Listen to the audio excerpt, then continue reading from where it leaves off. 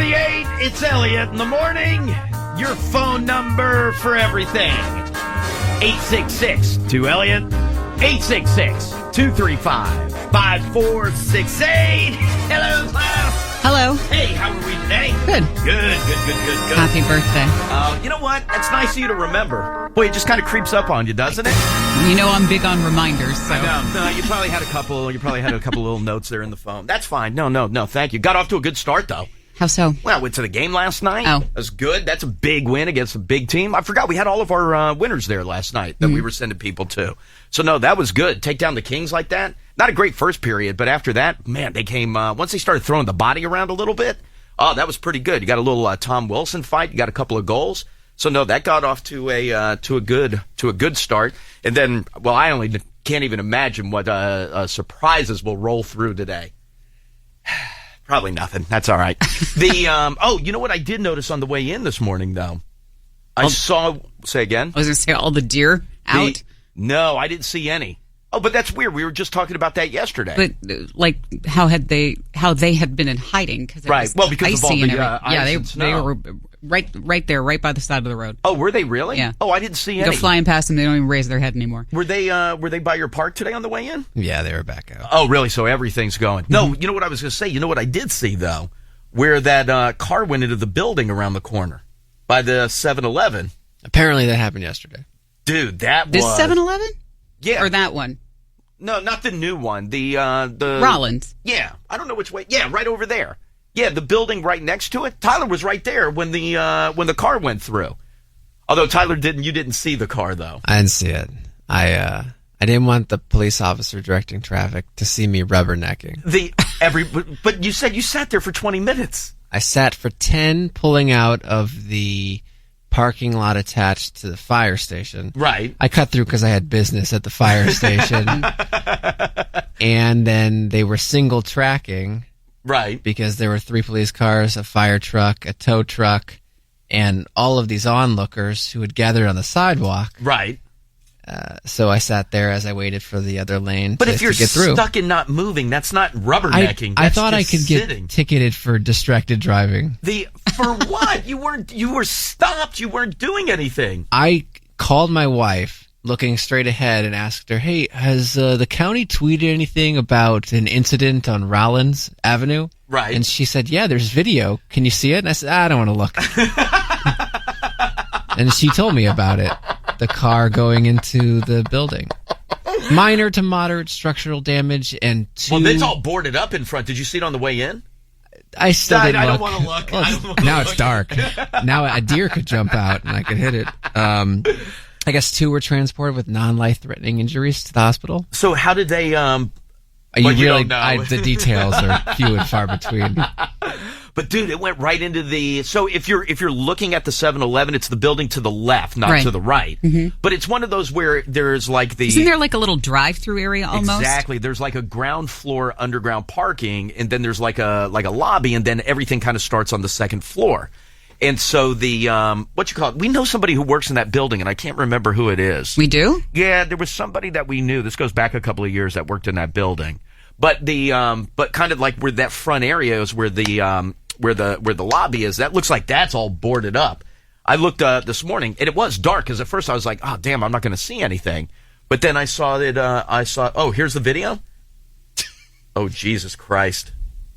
Oh, yeah, there's the 7-Eleven. I just saw Tyler. Do you see your car? He's staring straight ahead. He won't look out. They went in. They're in the building. Yeah, this isn't just someone who struck the front of it. No, they went. By the way, can I ask you this, though? Like, can you go back in the video? Like, they had to essentially wedge themselves. Like, that's a good crash job. No, you know what I mean? Was it intentional? Because I don't know. No, but why I'll tell you why I say it's intentional. Exact revenge on well, you don't know. I get pissed at my bosses. But like, look at the. But that's very quick. Very quick. Well, that car is damaged. No, but scroll down. Other way. Scroll up. No, I need you to go up. Right here. See how it had to go in between these 2 brick walls? Like, that's intentional. Or did they think that was the carport? Like the drive-through part. If that person thinks that's the carport where you park, they should not have a license. You can tell. How about like when you see a big glass door coming at you? It's all glass, or you didn't see the glass. If that's somebody who thinks that's the entry to the parking when everything else is wide open, then they shouldn't have a driver's license. But doesn't that look intentional? How do you wedge perfectly in between the two? Because you barely have. It's like pulling into a garage. I know, but that's quite the accusation. What else do you go with? It's wide open parking everywhere else. Medical event? Even if you had a medical event, you perfectly drive in between two brick walls? And that's luck. Yeah, no, either you're the luckiest person in the world or that's intentional. And why is it hard to believe that that's intentional? I didn't say it was hard to believe. I just said that that's... Yes, it is an accusation. Maybe not the fairest of assessments. Well, that's where I would start if I were the investigators. If I were Montgomery County Police, that's exactly where I would start. But I still don't understand how you could sit there and not move for 20 minutes and not even look over. I also didn't know what to expect. A car through the building. Well, yeah, before I found out or got the report from my wife, who was 20 minutes away, I didn't know because there were so many people gawking who would line the sidewalk. So everybody was out on the sidewalk just watching? Yeah, people who were using the post office or maybe also had business at the fire station. Right. I didn't know. Why did you pull into the 7-Eleven? Watching some sort of rescue operation. Oh, yeah, no, then you don't want to see anything gross. Yeah, no. Yeah, no, you don't want any of that. But I would assume that's the responders had to be the fire department right across the street. Right here. Yeah, literally, they had to come from right there. I'm going intentional on that. I kept ringing the doorbell. And can I tell you the other traffic thing that I got all wrapped up in yesterday? Did you see any of the video out of Colorado? Is that like the rock slide out of Colorado? Thinking of a different 6 mile backup or something. Where was that? That was in China. I don't know anything about that. Yeah. No, there's a very popular east-west road that goes through something called the Glenwood Canyon in Colorado. It's pretty close to the Utah border. And so they say on average about 300 to 350 cars an hour go through this pass that kind of cuts through this Glenwood Canyon, right? So you go through there, and that's kind of like a main east-west artery that cuts you through to get kind of through that part, depending on which way you're going. But there was a massive, massive rock slide. Now, when the rock slide went, when you think that there's 350 cars an hour, that's pretty busy. Like, I don't know. I feel like that's a good amount. The rocks only damaged one 18-wheeler as it kind of came crashing down. But now they're going to have it shut. They have no idea how long it's going to be shut for. They think it'll be 10 days to 2 weeks before they could just get the rocks out of the way. Mm-hmm. But then they don't know, just looking at the kind of the canyon walls, how long it'll be before they feel like structurally that it's sound, that you can start letting cars go through there again. You don't want to be the first car to go through there again after they get everything done. So the shortcut, well, it's not a shortcut. That is the shortcut. But now the detour, if you have to drive through that, 140 miles. Oh, God. Is your detour to get around it. So you have to go on both sides. You kind of have to go up and around or down and around for an additional 140 miles. That's to get around that part of it. Then you got to kind of get on back. So you can add like 5-6 hours to your trip just to be. And keep in mind, this highway that was going through the canyon is built to be able to carry a high volume of cars. Everything else is like a little 1 or 2 lane road that gets around that. Ooh, man. But to see the pictures of the rocks and the boulders that came flying down? Mm-mm. I mean, it's amazing. Honestly, when you look at it, it looks like a movie set. It doesn't even look real. But the fact that only one 18-wheeler got jacked up in all of that, could you imagine driving and you look off to the right-hand side on the canyon wall and you're seeing an avalanche of it's not like little itty-bitty rocks and pebbles coming at you.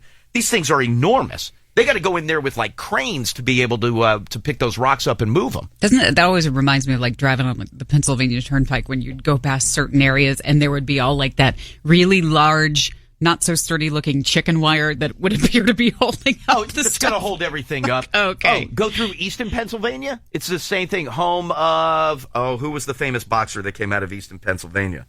We've talked about this before. Yeah, and I can't remember who it was. Was it Holmes? Nah, whatever. But you go through there, it's the same thing. You feel like the entire city is just going to collapse and fall onto the road. This could be it. But they do. They put up a little chicken wire, and then you're good to go. You're able to go through there. But wouldn't you piss yourself if you had to drive through there the day that it opens up again? Although, no, you would probably feel, I was right, Larry Holmes, right there out of Easton, Pennsylvania, Diane. You know what? Year older, year wiser. Yep. It's not going at all. Oh, Lisa Ann is from there also. Who? Is she a wrestler? Who? No, she's the porn star. Oh, is she really? Probably lost like half the listeners. Yeah, I know. Asking who did that. She's Porn star, stupid ass. the one who portrayed Sarah Palin. Yes, you're right. I know I'm right. Yes, no, she's you're pretty right. famous. Good call. How do you remember that she's from Easton? No, I'm reading notable people. Oh. Who? That's right. I forgot. What was it? What was that? Was it Porkin' Palin? What was the name of that? Poundin' Palin? Yeah, Well, I'm I sure saw there's more than one. I saw the movie. Oh, Sally Jesse. Oh, is she really? Boy, Easton is really a hotbed of celebrity. So you got the porn girl, you got Larry Holmes, Lisa Ann. You got Larry Holmes and Sally Jesse Raphael. What just made me she think was of in, Sally it Jesse was Raphael? Who's Nailin' Palin? That's right, Nailin' Palin. That's right. Oh, I know what I'm thinking of with Sally Jesse. Didn't you put a picture up of Tommy Johnigan holding a picture of Sally Jesse Raphael? Well, he posted it to Instagram. There you go. But yes, I used it. But anyway, back to my rock collapse. Could you imagine driving through that? And by the way, there were cars that were in line to go through that area that were able to hit the brakes. Then you got to turn everybody back because it's not like you just hang a U-ey and then you flip back the other way. Like, you're stuck at that point. And a buddy of mine is, so I called him. He's doing business in Colorado. He's out there for a couple of days. But, I mean, he would have no reason cutting through there. I think he's doing, let's see. Here we go. Elliot, Glenwood Canyon has I-70 running through it. Same I-70 that leaves Baltimore. No S, same one. Yeah, aren't there signs that say, like, how many miles to Denver, Colorado? On 70? Yeah. Is it Right really? outside of Baltimore. Kaylee drives that road all the time, doesn't she? Wait a minute. So right outside, it tells you how far to Denver? So when you leave Baltimore on 70, the next thing of note is Denver, Colorado. So is that like the redheaded stepchild of Route 66? You think so? No, it's not. Well, you could drive it that far. I could drive I-10 from Los Angeles to Florida. I could drive 95 from Florida all the way up through New York. Oh, there it is. It also gives you Columbus. That goes through Columbus? That's a good road. Well, not anymore. Now there's a big 5-hour detour that you got to hit when you get through the other side. I had no idea. Oh, you know what? That's good to know. That's a good cut through.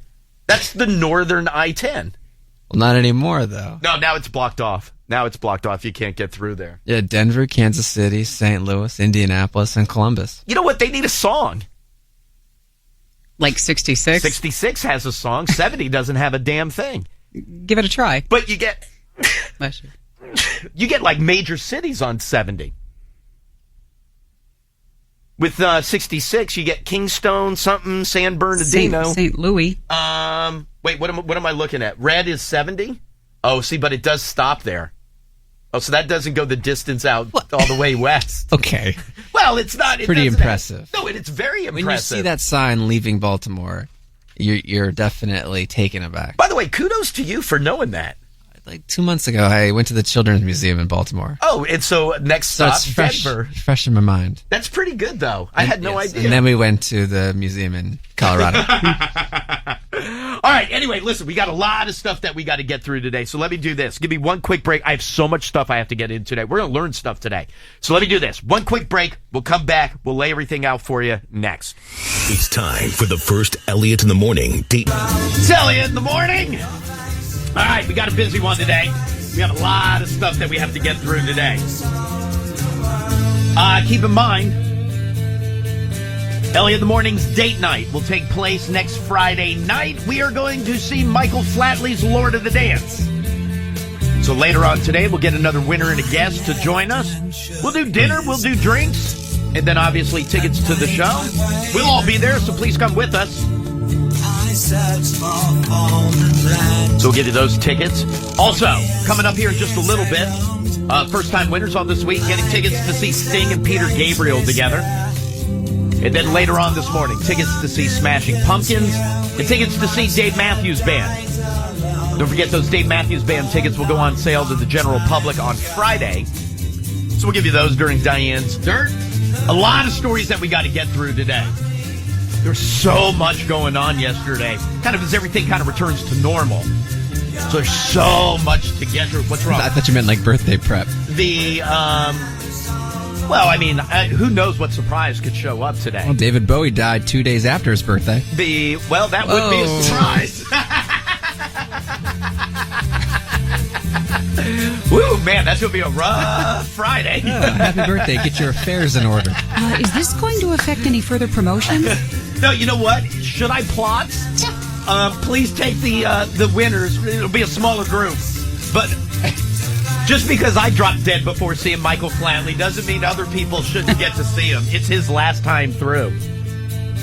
All right, Diane, let's get going with some news, please. Apple's CEO Tim Cook saying that his company is going to fight a federal magistrate's order to hack its users in connection with the investigation of the shootings in San Bernardino, California. Tim Cook saying that it would undermine encryption by creating a backdoor that could potentially be used on other future devices by hackers trying to get other information, not necessarily information that the FBI wants from the San Bernardino shooters. Right. So they want to be able to get into the phones of the San Bernardino shooters.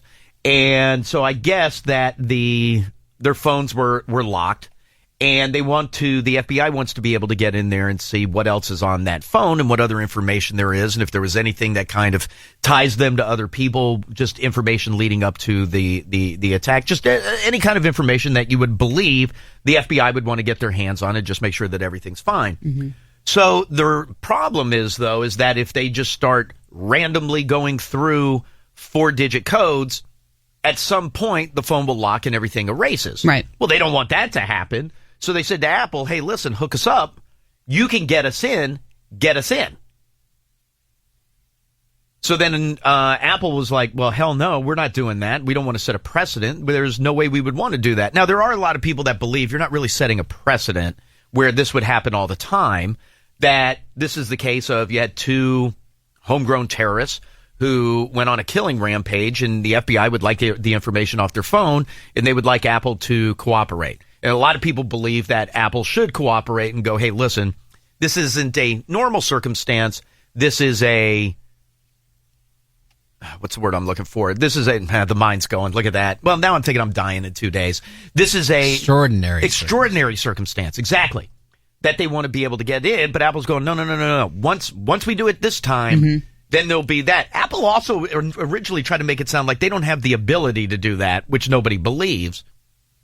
So I was reading this whole story about it yesterday, but you know what they tell you, and we had talked about this a while ago, this is an argument for having like one of those 20-digit codes to access your phone. No, I'm not even kidding. Yeah. They were saying that it's hard to do it. I think they said I can't remember the number, but it's over like 10,000 possibilities of what a 4-digit code can be. Don't quote me on that. But it's pretty close. I mean, you could have 1111, 1112, 1113, 1114. How much time do we have? 1115. So, I mean, there's a lot of possibilities. Maybe it's more than 10,000. 10,000 seems low now that I think about it. In any case, imagine how hard that would be. 10,000. Oh, what's up, Diane? With a crap look on your face. It does seem low, though, doesn't it? Well, once you start, I mean, I was just at 1116. Wait, start again. 1111, 1112. You know when it doesn't seem low? When you're trying to break into someone's iPhone. That's true. That is true. And you're not a computer. Not at all. But they were saying, so if it's 10,000 for a 4-digit code, imagine what that is for a 20-digit code. So that's where they were saying that, listen, you really want to shut that down. give yourself one of those 20-digit codes in order to access your phone, which seems like a big, colossal waste. I'm not concerned that anybody needs to break into my phone for some heinous crime that has taken place or just anything to be able to hack in. So the judge said that Apple has to assist the FBI. Apple says that, number one, it's Boshi. They don't feel like they should have to do it. Number two, they're going to appeal the judge's ruling. Now, I don't know what court that gets kicked up to in an appellate manner, but that'll get kicked up, and then they'll go through the process again. A lot of people ultimately believe that Apple will lose and will have to cooperate with the FBI. Also, the hearings are resuming today, expected to last through next week in the case of the El Faro cargo ship and who is to blame for sailing that ship into the path of Hurricane Joaquin. The captain of the El Faro apparently had emailed his superiors talking about changing the route home the day before the ship went down near the Bahamas. It sank October 1st, sailing from Jacksonville to Puerto Rico, killing all 33 on board. They said there were many family members in attendance for yesterday's hearing. Yeah, I saw some clips and was reading about it. It's just gut-wrenching to sit through that. Reuben Ebron pleading no contest to drug charges in Florida yesterday morning, but apparently the judge in the case has rejected his plea deal. I like that, dude. So 5 drug possession charges, 1 resisting an officer without violence. The deal was agreed upon by the state and the defense, but again, the judge said no way. Rejected it. So next case for him is set for March 8th, and then there's going to be another case that will be set the following week.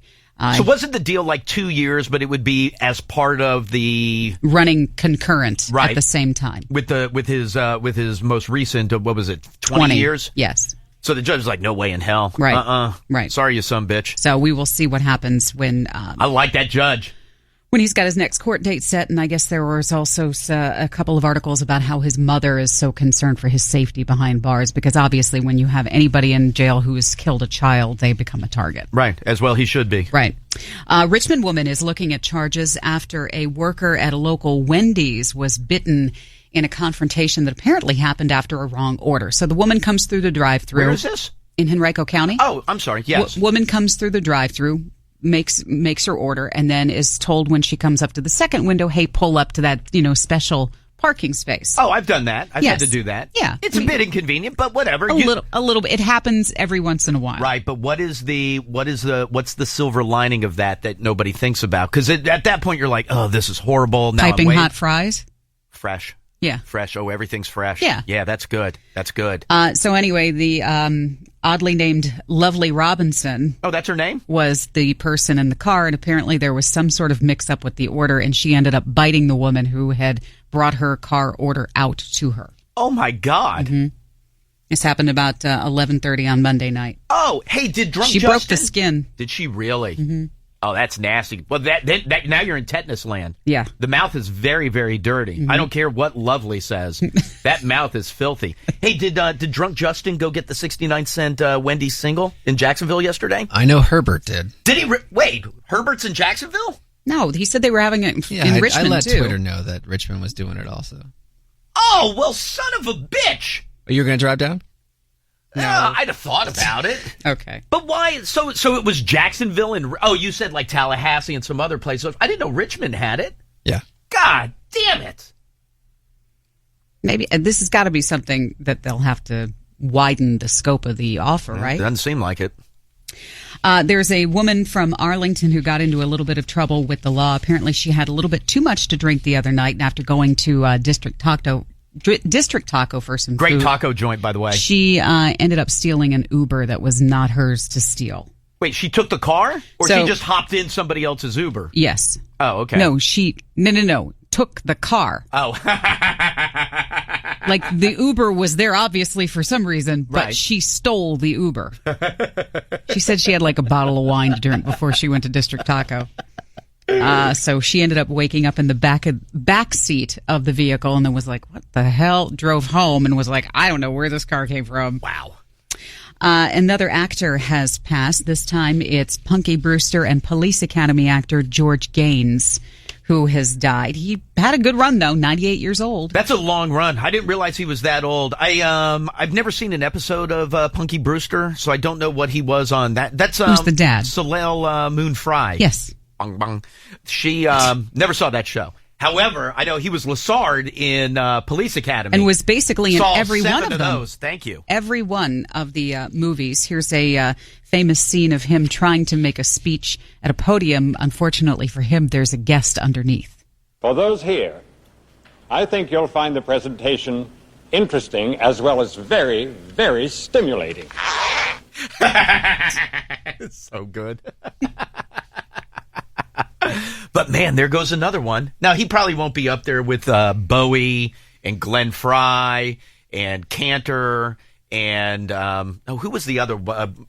Musician? Who was the other non-musician famous person that died that we kept referencing? Alan Rickman. Rickman, that's right. Rickman more of a lock to make the Oscars in memoriam. I bet Lassard makes it. The guy did 7 massive movies.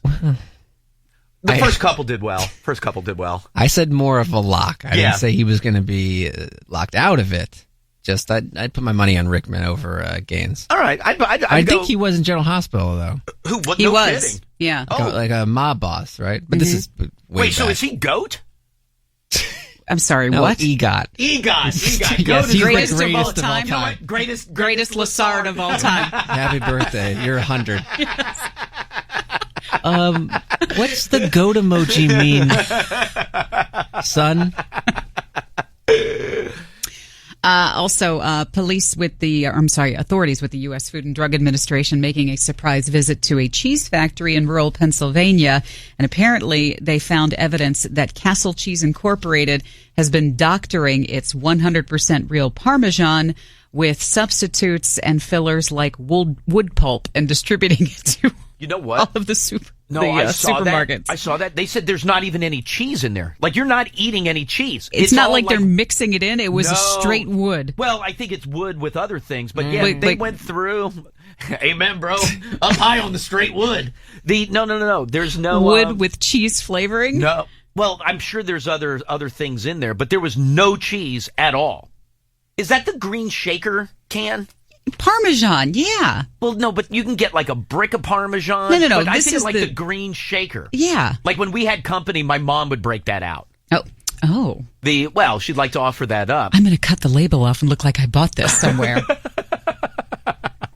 Yeah.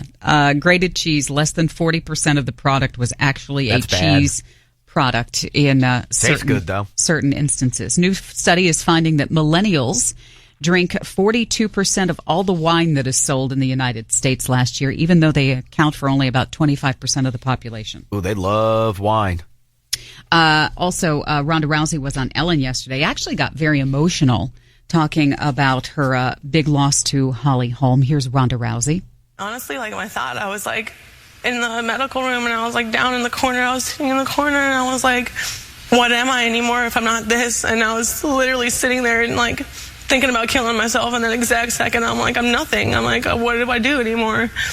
And no one gives a about me anymore without this. And to be honest, I looked up and I saw my man, Travis, was standing there, and I was looking up at him and I was just like, I need to have his babies. I need to stay alive. That was like, really, that was You need to stay alive. You know what sucks? Like, I turned on to watch her. I wanted to see it, but I got there after the first commercial break. So they were already done. So they came back and they were talking about her getting her body painted for Sports Illustrated. Oh, you didn't see that segment? No, I missed that segment, and that's where she had to talk about like Ellen asked, And her like, teeth being loose and Oh, so yeah, I didn't how- get any of that. I got how when your body's painted, when you take a piss, you have to dab and not wipe. Okay. Like Well, that's Cam what Newton? that's what Rhonda said. No, just dab it a little bit. Yeah, you got to dab at it instead of. And she talks about how, like Ellen asked her when you really got your bell rung, and Right. you were talking about how your teeth felt loose in your head and everything. She said, the next day she was just still kind of like, I out would of it. imagine. Yeah. Yeah, I didn't get that. I did get how they had to like paint. But the it was anus. weird. It was weird how she was just, talking about. She couldn't sit on a toilet though, because that paint dries very quickly. I'm talking about her being suicidal at that moment. I didn't see that segment. I saw the segment where she talked about if you wiped, you would get rid of like one of the tiger whiskers. But she was saying how, she's just there like talking. Then all of a sudden she just got real serious and real So dark. it wasn't really led into with anything. It just kind of came out of a regular conversation. Yeah, I mean, it was just her talking about how, here's how this hit felt, and here's how that hit felt, and then all of a sudden, she got quiet for a second, and then she started to sort of open up. You know what the added bonus of the Ellen Show was, though, yesterday? Steve Harvey? No, was he on also? I didn't see him. No, I'm saying that's the back-to-back. Oh, no. The musical guest. Oh, yes, I thought of you. Yeah, it was Shawn Mendes. No, and I don't what's care her about name? him. Camila Cabello. That's right. She had on a little white jumper. Man, did she look fantastic. No, and you would think in that little white jumper you'd see Panty. Not at all. Oh, Jesus Christ. Man, she looks so good. So good. That was a nice birthday treat. Here's a dirty old man watching Ellen. No, I was trying to watch for Ronda Rousey, but I missed that part. I got the dab no wipe. Caps beating the Kings 3-1 last night. Kuznetsov scoring the game winner. Jason Chimera adding an empty net goal to seal that win. Reports out of Denver are that the Broncos are moving on from Peyton Manning. Even if he decides to continue playing, it will not be in that city. Clippers not dealing Blake Griffin prior to tomorrow's trade deadline. Doc Rivers announcing yesterday that he'll remain with the team despite rumors to the contrary. 14-year-old girl in Wisconsin got knocked over during a middle school basketball game and slid across the floor. Whoa. Don't just gloss over that. Did you watch the video? No. The video I don't want to see that. The video is very, very disturbing to watch. Not because it's bloody. And not because you see so here's the deal. So there's this girl she's playing. Where is she? Wisconsin, yeah. 14-year-old girl. And they're playing on like a gym floor. Yeah. Like it's just a regular gymnasium. There's nothing special. She goes like diving and slides on her stomach. I guess she's going for like a loose ball or something. I don't know. But there was of the wood that was on the floor, there's a little piece that is sticking up. Split. It impales right into her stomach. But the worst part of the video, and you know it's coming. Like you read the headline, you know she's getting impaled, and you don't really see the wood. But when she's going, so you got to imagine she's sliding north, right? And that wood is splintered up facing south. Mm-hmm. So it's almost like, you know what it's almost like? You like the videos when you see like a fighter jet land on an aircraft carrier. And it catches the rope and it just stops. That's how her body stops when she gets impaled by the wood.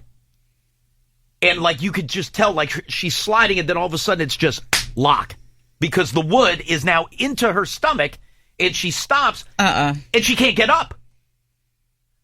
Because the wood didn't break and it's not that far up. So it's still strong on there. So she can't get herself up. She would have had to slide herself back. I do not want to see that. You have to watch the video. No, it's not gory. It's not gory. It'll give me nightmares. It's not gory. It doesn't matter. Not a drop of blood. I know. Not a drop of blood. Did you watch the video, Tyler? I saw still shots. No, watch the video. You have to watch the video. All right. No, you have to. I'm going to play it. Yeah. No, just to see where she gets stuck. Watch. Here we go. Madison, Wisconsin, February 15th. There's the wood floor. Here we go. Now watch. Wait, they're going to show. Here it is. Oh, Elliot, that's rough. I told you. But you see what I mean? Like where she comes, like sticks. Why are you to laughing? Because she's fine. You can laugh now. But she like spent the night in the hospital. Totally she's fine. Nothing vital was hit. But you have to. Wait. One more time. Because I want to. Now let's carry on again. So here she slides. Now watch. She can't get up. And okay, well that's just some guy who's talking. I don't know what his role is. Here we go. Oh, close up. Oh yeah. Diane, where are you going? Still laughing. Where are you going? It's uncomfortable to watch. It is uncomfortable to watch. But you don't see anything bad. Well, I mean, you see her get impaled, but you don't see... Well, no, but what I mean is you don't see blood, you don't hear yelling, you don't hear screaming. But did you see what they had to do? So she tries to get up, and she can't get up because the wood has her like pegged to the ground. They made everybody leave the gym before they were able to... I don't know if they pried her up, if they just slid her back. Well, you don't want to slide back because that starts the bleeding and splintering. So I don't know exactly how they got her up. Now, they have gone back... nightmares now. They have gone back... Why? Because you're going to be running on a cord and impale yourself? No, I'm not. I'll see that on a frickin' loop. well, you haven't watched it yet, but you should. I saw it out of the corner of my eye, and it doesn't matter if it's not bloody. It's not. It doesn't matter. Is it the way that the body comes to a quick jarring stop? Yes. That's the part that bothers you? Sure. However, so now they've gone into the gym, and now they've put like a big piece of tape over the plank. Nice work. Well, we're not able to fix the floor up yet, so they just put a big piece of tape over the wood. I've never seen something like that happen before. Have you ever seen that? No, of course not. That's why the headline was so shocking yesterday. Like, our high school had like it wasn't a wood floor. It was some kind of composite material. I've never seen that. But you got to think, a lot of those old gyms where like the wood starts to just kind of bow a little bit. Jeez. Sure. Yeah, boy, she just comes screeching halt there.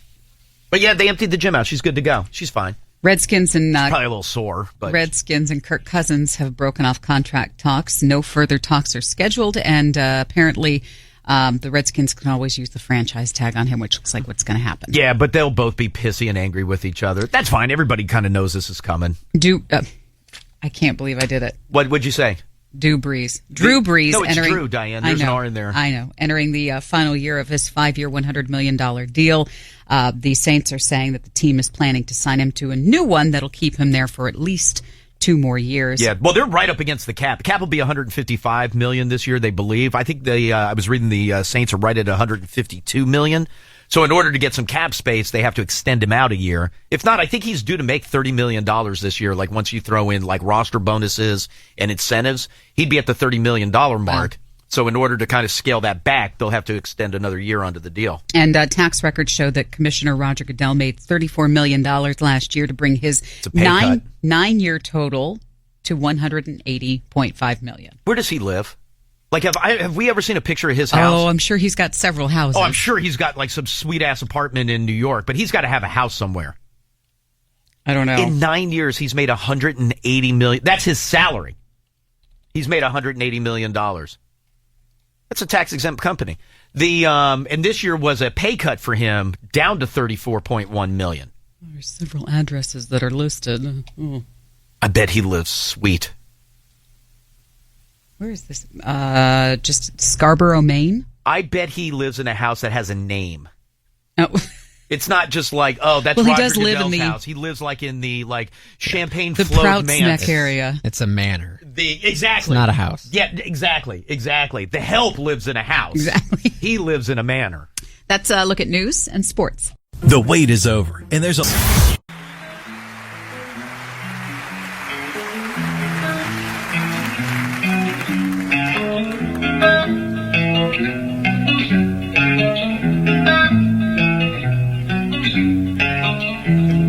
Just across the way, an island lost at sea.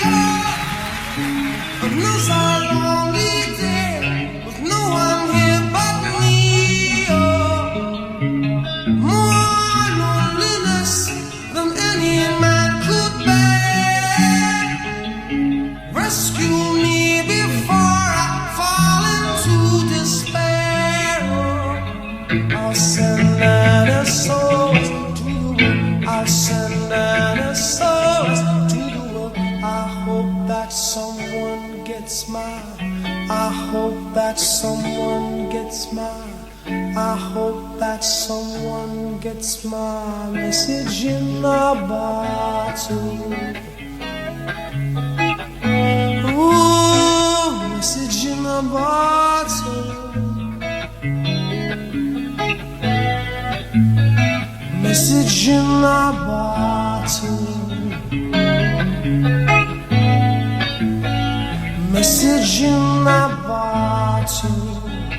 866 to Elliot. 866-235-5468. Let me start with line 3. Hi, Elliot. In the morning. Hello. Hey, who is this? Oh, this is Joey. Joey, how are you, sir? Oh, man, I'm awesome. This is so cool. Excellent. Joey, what'd you end up doing last night? I went and checked out a job that my friend has, Chester Billiards in Northern Virginia. Oh, dude, how was that? It was good. I'm doing a job there to help him build a stage for his new comedy club. Oh, really? Yeah.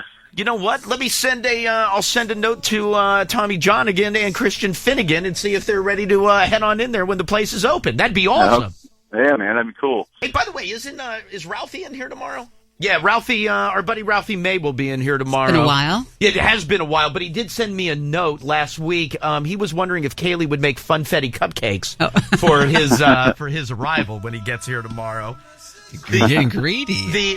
About she what? Brought you a birthday treat.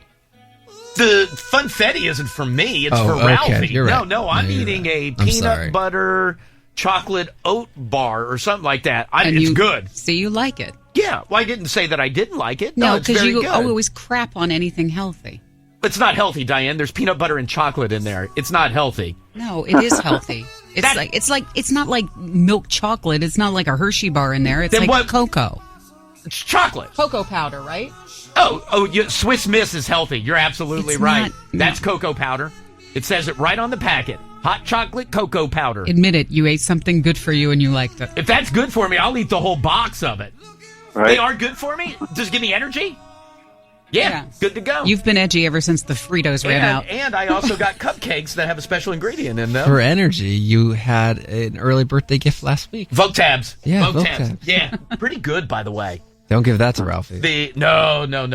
Well, there's only 7 of them. He'll just go through them like that. Besides, he's going to be eating funfetti. Chatted with him last March. Right. I believe a few things have happened in his life. I believe the divorce would be on top of that list. Since then. So anyway, yes, Ralphie will be in here tomorrow. He's at the 9:30 club. Anyway, Joey, hold tight 1 second for me. Kaylee will get some info from you. Happy birthday, dude. Me? No, it's mine, but yeah. Happy birthday. Oh, thank you. It's my birthday, but you get the gifts. Oh, wow. Yeah, well, my birthday's next month on the 29th, and both my kids are in the same month, too. Oh, dude, that's good for you. All right, hold tight 1 second, okay? Hold on. All right, thank you. Yeah, absolutely. Hold on 1 second. Write that line down so the next time you deliver it's smoother. I messed it up. I'm used to it for 4th of July promotions. It's the America's birthday, but you get the gifts. Same thing for Christmas. It's Jesus' birthday, and you get the gifts. Hi, Elliot in the morning. Hi, is this me? Yes, it is. Who are you? Carrie. Hey, Carrie, how are you? I'm wonderful. Good. And what did you do last night? I spent the night, not the whole evening. I had to take my cat to the vet, my husband and I. Oh, really? Yeah, it was not fun. Well, no, generally it's not. But I mean, is everything cool? Yeah, I guess she's going to be on the mend. So. Oh, good. That's good to hear. After spending almost $700 to get her fixed. So. I mean, that's not good money after bad, though, is it? No. Good. No. Carrie, did you attend a university? Well, I attended a technical college. I'm a nurse. I'm an LPN. So, oh, no. Well, that counts. You know what I mean. Yeah. And do you have student loans? No. Fortunately, I do not. Oh, you know what? Good for you. There was a story that was going around yesterday. It caught my eye because it happened to a dude from Houston, so I wanted to see if I knew him. I don't. No. But did you see what happened to this dude? I did. So there's this guy. He graduated in 1987 from college, and I guess he still had $1,500 in student loans, which I feel like is pretty low. Yes. Yeah. I mean, compared to, like, you hear stories of people who've got tens of thousands of dollars. But anyway, he had $1,500 in student loans. I don't know if that's all he had or if that's what was outstanding. But in any case, he had $1,500 in student loans going back to 1987, right? And he had forgotten about them and just didn't pay them. Now, I don't know back in 1987 if he was purposely watch this and didn't do it. But in any case, sometime over the past, however long that is, he has not paid back his $1,500 in student loans. So he's at home. This is one day last week, and there's a knock at the door. So the dude gets up. His name is Paul Aker. He gets up and he goes to the door, and that's where he is met by 7 U.S. Marshals in full marshal gear. That's crazy. Like full on, like the same way that, like when you see them on TV, like going to bust somebody. Yeah. Full on U.S. Marshal gear. So they show up. Paul Aker says that the marshals were there. They had their guns with them, and he opens the door and says, I was wondering, why are you here? I'm home. I haven't done anything. What's going on? Well, he was taken to the ground and arrested because he has an outstanding payment of $1,500. And this part I didn't know, that if you don't pay back your student loans, the U.S. Marshals come to get you. Well, there's more to the story. Wait, that's and it says he was taken to a federal courthouse, was forced to sign a payment plan to repay the loan. Now, granted, he should pay those loans back. I mean, you borrowed the money. That's how it works.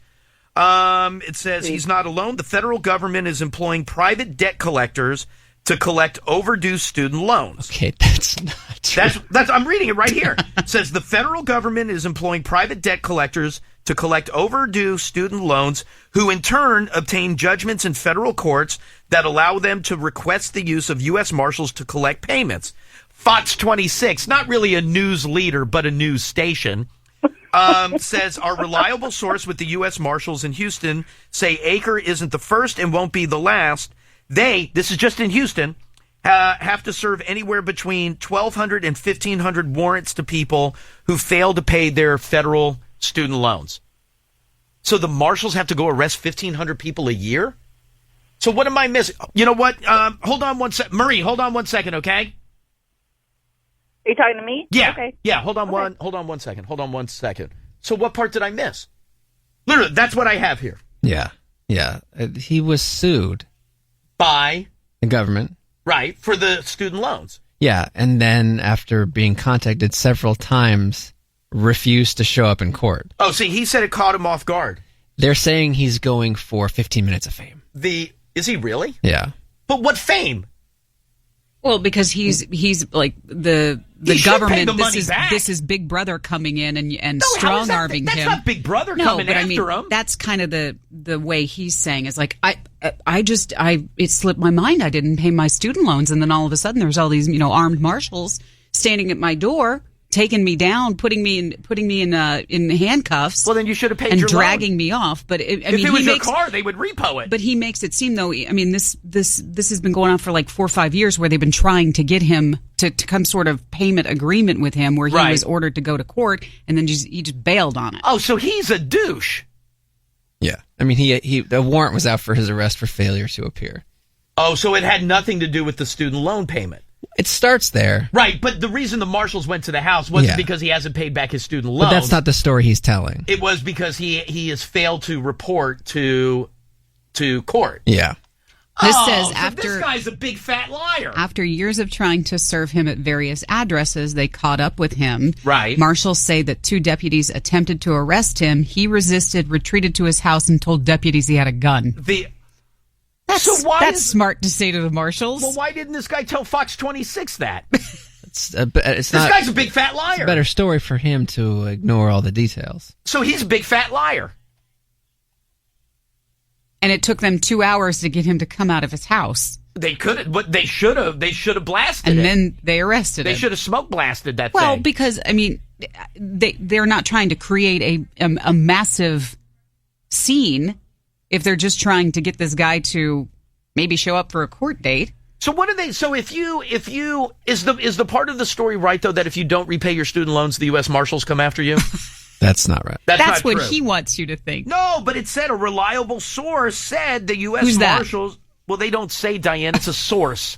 They don't say the name, but Fox 26, not a news leader, a news station, said that they will serve anywhere from 1,200 to 1,500 people. But is that people that they serve, not because they haven't paid their student loans, but because they failed to show up for a court date stemming from not paying their student loans? That I can't speak to. All I can tell you is this guy is... Well, this guy's a douche, then. Is not representing what really happened properly. Did he not think the rest of the story would come out? Obviously. Not. But he also knew he'd get a day on the internet of woe is me before... Well, yeah, but now woe is me has turned into he deserves worse. But there's a lot of people out there who just read the first story that comes out. That was me. Yes. That was me. Well, I wanted to be first with the story. I wanted to be first. And then I was like, oh, this dude's from Houston. I'll check that out. Yeah, because he's all exasperated, like throwing his hands up in the air, like, well, come on, marshals and handcuffing me. And in the sash? It says there's another reason Akers' story probably struck a chord. Some shady debt collectors have illegally posed as federal agents to scare borrowers into paying back their debts. Oh, see, I could see like that happening. I could see that. Dog and No, Beth. that's a bounty hunter. By the way, that you know what? That does give me a good idea, though. You think Dog would go get my money? How great would that be? When did that idea come to your mind? Just now, when you said it's like Dog. Would Dog do that? But you lost your in, though. How'd I lose my in? Remember, he stopped his show. He stepped away from it. I know, but this is a chance for him now. He doesn't need the cameras. He'll still get all the press. Well, from you? Well, it's a radio coverage. He sure. hears you incorrectly report stories. Just this one. Not many. That would be so great. If Dog went to get it? Knocking on the door. By the way, Diane showed me a picture yesterday that infuriated me. It's him with Beth. To the point, no, not of Dog. No. Of the person. Oh, that would infuriate me. No, but it infuriated me yesterday. To the point where I almost copied the picture and sent it to him and said, is this what $4,000 buys you? He went for a jog. I guess he's on vacation. The guy who owes me my $4,000, my old boss, that son of a bitch. I am, for some reason, like not wanting to like reach out right away. I mean, how many months is it going to have to go without It's been since October, since the last confab. Yeah, that's the last time you contacted? Anyway. No, that's not true. Yes, it was when we were on the way to the airport. That was the last contact. Yes. There's been no further text or emails from When you. I say that's the last contact, that's what that means. Okay. No, but so he went for a run and took a picture in front of the Beverly Hills sign. Mm-hmm. And not Beverly Hills of Virginia Beach. Beverly Hills, California. So he could travel to Beverly Hills and take pictures while he's out jogging with where the rich people live, but he can't send me my money? Should I send a copy of that to him and go, what gives? Diane mentioned clutter earlier in the week. That's where that may go. He'll never see it. I'll FedEx it to him. As a Here's copy of the picture? Yes. That way I know he gets it. Written in what gives in like angry Sharpie? No, I'll probably type it. But still. So they can't type God, that picture made me so mad yesterday. God, that picture made me so mad. I'm gonna send fake U.S. Marshals to go collect my money. I still like the dog. I'd love. Oh, if Dog would do it, that would be great. You would do it. Oh, I would do that in a second. You'd have to pay. It's probably it's going to cost you. To get my $4,000. It will cost you much more. It would be worth it for the public humility. It would be worth it for me. Where am I going, Kaylee? No, it wouldn't. I'm not spending $8,000 on that. Hi, Elliot in the morning. Hello. Yes, hi. Who is this? Hi, this is Lisa. Yes, what can I do for you? Okay, I have a question. I don't know if you guys know this or not. So I have a friend who co-signed for her daughter for student loans, and her daughter bailed on the loans, and now she's stuck paying for them. Yeah, well, that's what happens when you co-sign for something. That's right. Yeah. So is it true that you can't file bankruptcy on student loans? She said she was told she can't. I don't know. My Houston Baptist University, that was a full ride, so I didn't have to take out any student loans for that. I actually made money on that deal. Well, I only got kicked out after 6 weeks. However, I don't know the answer to that. I have no idea. When I called, she said somebody told her, no, you can't do that, because she was going to she said, my credit's already bad because I'm all behind on them. But you know what? That would make sense, because everybody that had student loans would just file personal bankruptcy and wash that away. And she said something about, oh, no, since they got a low interest rate, and so that they can't do that. And I was like, I have to look that one up. So and by the way, when you file, like back in the day, didn't it used to be a big deal if you had to file personal bankruptcy? Don't you feel like everybody files bankruptcy? But now it's not like, I mean, I don't even think it messes up your credit if you file personal bankruptcy. I wouldn't say that. You could still rent apartments, you could still buy cars, you could still do all of that. Yeah, I think it's like not that big a deal anymore, but I think they make it harder. And I don't think, according to her, they don't let you do it like on student loans, maybe because it's a federal thing. Wait, hold on 1 second. Hold on, Alicia. Tyler found something. Yes, go ahead. This is from usnews.com. It's incredibly difficult, but not completely impossible to discharge education debts. Really? So it's a myth. But they're saying it's very hard to do. Not easy. I feel like it would be hard, though, because then why wouldn't you?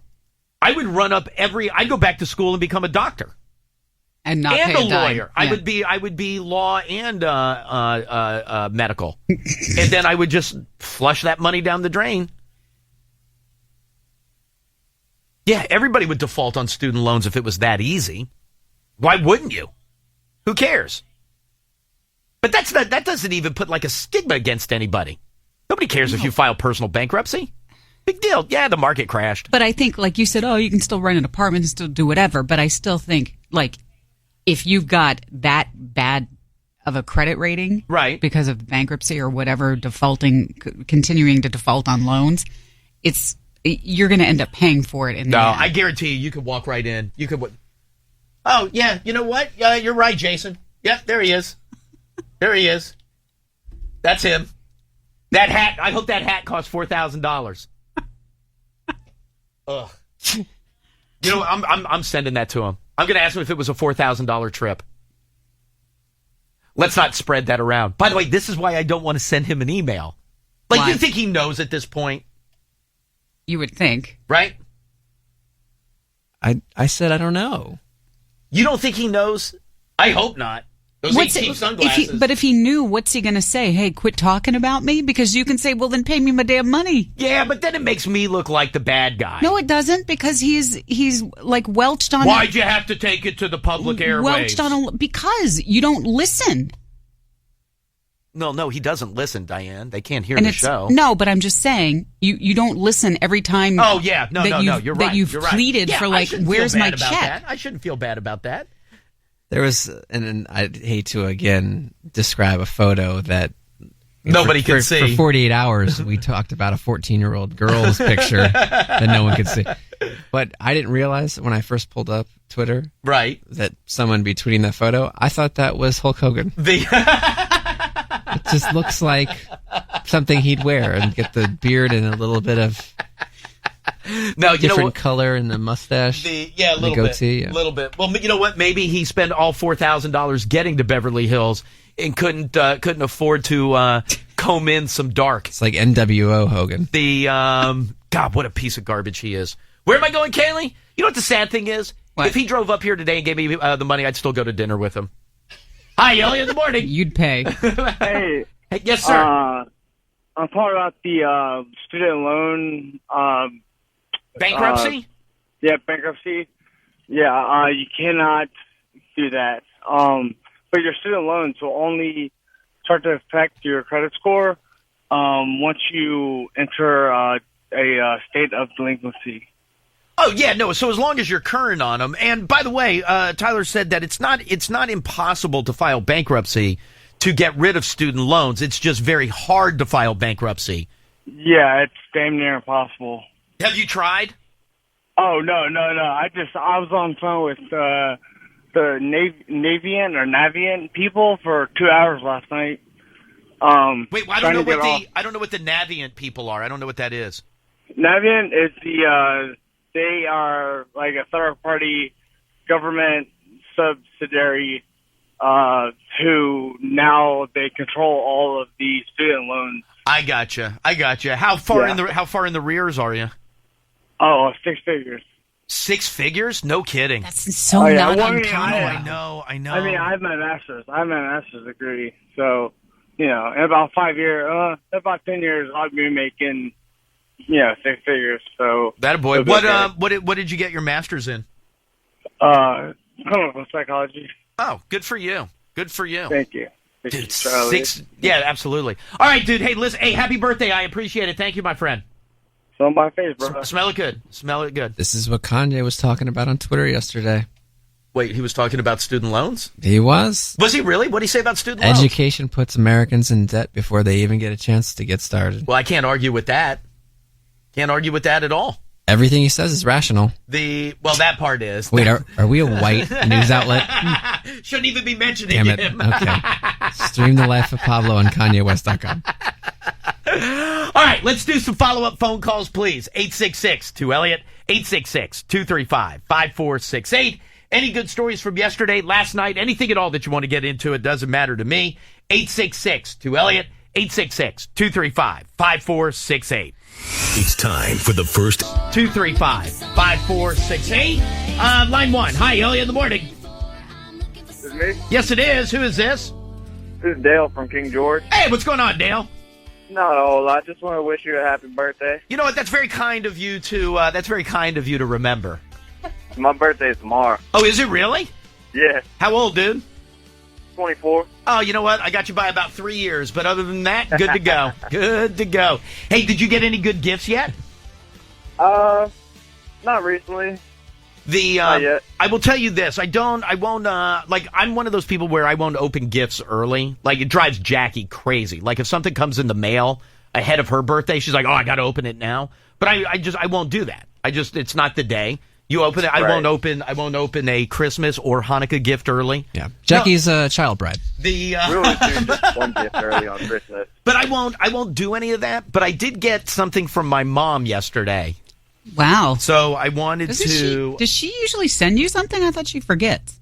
You say she forgets her grandchildren's names birthday. and birthdays. Names. Yes. But I did get something from her yesterday. So I was like, you know what? I got to see what it is. She went all out this year. Yeah? Gift card, which is fine. I have no problem TJ with Maxx? No. Oh. Although, you know what? It's surprising that it wasn't a TJ Maxx. Because that helps the corporation, right, which helps her. No. And you know what? Now it's going to sound like I'm ungrateful. This happened Father's Day. Yes, and this is worse than the Father's Day one. Wait. But Father's Day, you sounded like a dick. I know, but wasn't this it is worse. cash? It was Father's a gift Day? card. Gift card. Do you remember how much that one was for? I'm trying to remember where it was for. I think it was Dick's Sporting Goods. Was it? I think so. It was either that or Barnes & Noble, one of the two. No. Was it Amazon? No, it definitely wasn't Amazon. Okay, I thought it doesn't was matter. I thought it was Dick's Sporting Goods. That doesn't sound familiar. Anyway, this is a and gift if it card. was, I have to take back my gift. And I know it's already going to start. You're an ungrateful. So just go ahead. It's going to start regardless. Starbucks. You would love that. $5.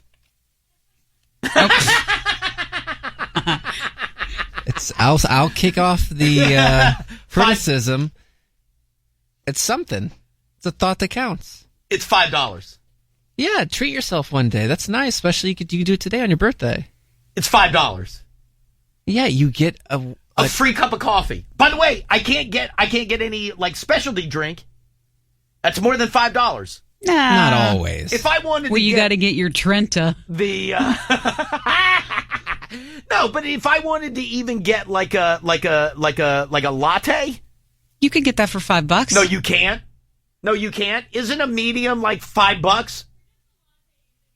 Yeah. Well, I mean, I'll have to pay the tip. Not the tip, the tax. Like your tip.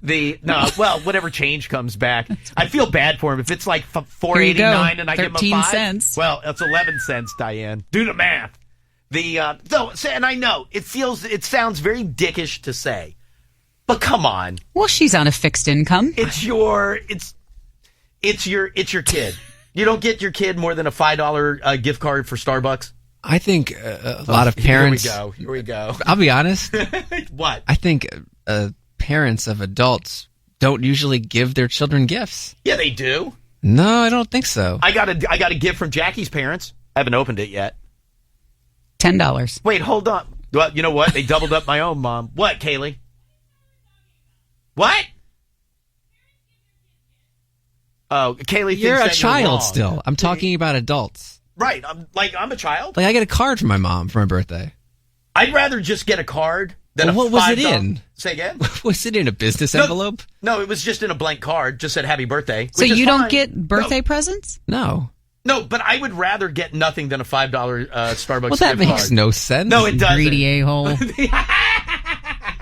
Do you get a gift from your mom? Well, no, not anymore. Not anymore. But I get presents from Scott's mom. Yeah, right. Your parents don't get you anything? I mean, I've gotten it here and there, but it's not like I don't every birthday think, oh, I can't wait to see what I'm getting in the mail. What age will you cut? I'll get a Christmas gift from my mom. Yeah, I get the same thing. Usually that's $10. What is the... Hey, you got a Father's Day gift. I didn't. Really? From your mom. By the way, my mom is killing it right now. My mom is killing it. It's been a good year. You know what? This makes up for all the time she just didn't come home. What's going to be the age cutoff? When will you stop getting your kids birthday gifts? Well, I'm not saying maybe I'll fall in line with that, but at least until they have a family of their own, then it's like, okay, they give gifts to their kids. I'm an adult. You know what? Get Outback. Let me take the family out to dinner. If my mom lived closer, maybe she would do that, like treat us to a meal, and that right. Your mom was treating you to a nice Starbucks outing. No, to a cup of coffee where I have to bring my wallet if I want to make sure I get it. That's not true. No, I have to order like that super small cup that they don't even put on the menu board. I knew it was we going get to like turn anniversary presents. I do from Jackie's parents. Anniversary presents. Yeah. Oh my God. She'll give us an My anniversary mom's present and then babysit so we can go and have dinner. Two things. Number one, my mom's not close enough to do that. Number two, even if my mom was here, I would not let her babysit my kids. Okay. Ever. My mom will never be alone with my kids. That I have vowed. What time is it? Yeah, we're good. Okay. No, and I knew I was going to come off looking like a dick. I already know it. You're an ingrate. You're ungrateful. You're trash. Whatever. Apple don't fall far from the tree. Right. She's cheaper than you, or you're cheaper than her. Whatever. Yeah, and like my mom will send stuff for the kids for birthdays and right. Halloween or Valentine's Day. But I'm an adult. I don't need to. It's the right thing to do. It's really not. No, There's it is. a couple people who say at 18 it stopped for them. Really? I don't know if it. I think through college even before having a family, I still would get something for my mom. But now it's like you have your own life. Okay. By the way, I went from very young to an adult without getting anything. So now we're kicking in. That's all. She's making up for lost time. Right. Well, she better kick it up more but than $5 a year. You're not. She's extending the olive branch, and you're not reaching for it. No, not at all. Not at all. You swatted it away. Ben in Fairfax. Yes. That's his Twitter name. Writes, that's better than the texts I've gotten from my dad the last 5 years. See? By the way, I would love to get a text from my dad. All right. Also, my brother, who died at a very young age. If it were possible, right, but it's not. It's not. So instead, I get a $5 gift card. I knew it. You know what? Why do I even bring it up? Oh, my God. Steven got a guitar from his parents for his 30th Parents birthday. still give their kids birthday presents. In high school, I bought my own. Right. I just restrung it over the weekend. Did you really? Yeah, I was just kicking it. Out the jams. Can I go to line 4, please? Hi, Elliot in the morning. Hello? Hey, who's this? Hey, this is Steve, truck driver. Hey, what's going on, Steve? Real quick, I wanted to say happy birthday to you. Thank you. And real quick, back about a month ago, Tyler bet you that you couldn't lose 15 pounds by today. Right. And you took the bet. So did you win, or did you... Well, I am down. I am down. Down how? Weight-wise. Well, I mean, I understand the cannolis and the pizza all right. and all the stuff. Oh, he watches on Channel 1. No, I did not. If we're going to be honest, I did not hit the 15 pounds. Okay. At least you're honest. I will have to give you that. Yeah, I don't lie. What would I lie about? I don't know. Real quick, I love you guys, Diane, Tyler. Sometimes I worry about you, Tyler, because like today, you said you didn't even look while you were stopped to see if anyone was hurt. When the car went into the building. Emergency response. Sir, emergency response was there. What am I going to do? Maybe help carry a bag of goods. I love you guys anyways. You make my... Exactly. I got iHeartRadio, and I drive all over the country, and I listen to you guys That's very kind of you. Morning. Very kind of you. I appreciate it. Happy birthday to you, too. Okay. All right, dude. Talk to you later. No, I did not hit the 15. Maybe having won the bet, my winnings should be a gift card. How about a $5 gift card to I'll take Starbucks? Oh, and happy drone-iversary. What is that? Happy what? Drone-iversary. Oh, damn it, Diane. That's a dick move. What? That's a dick move. That's an instigator dick move. Well, How is that a dick move? You haven't used the birthday present, so it's my fault. Well, no.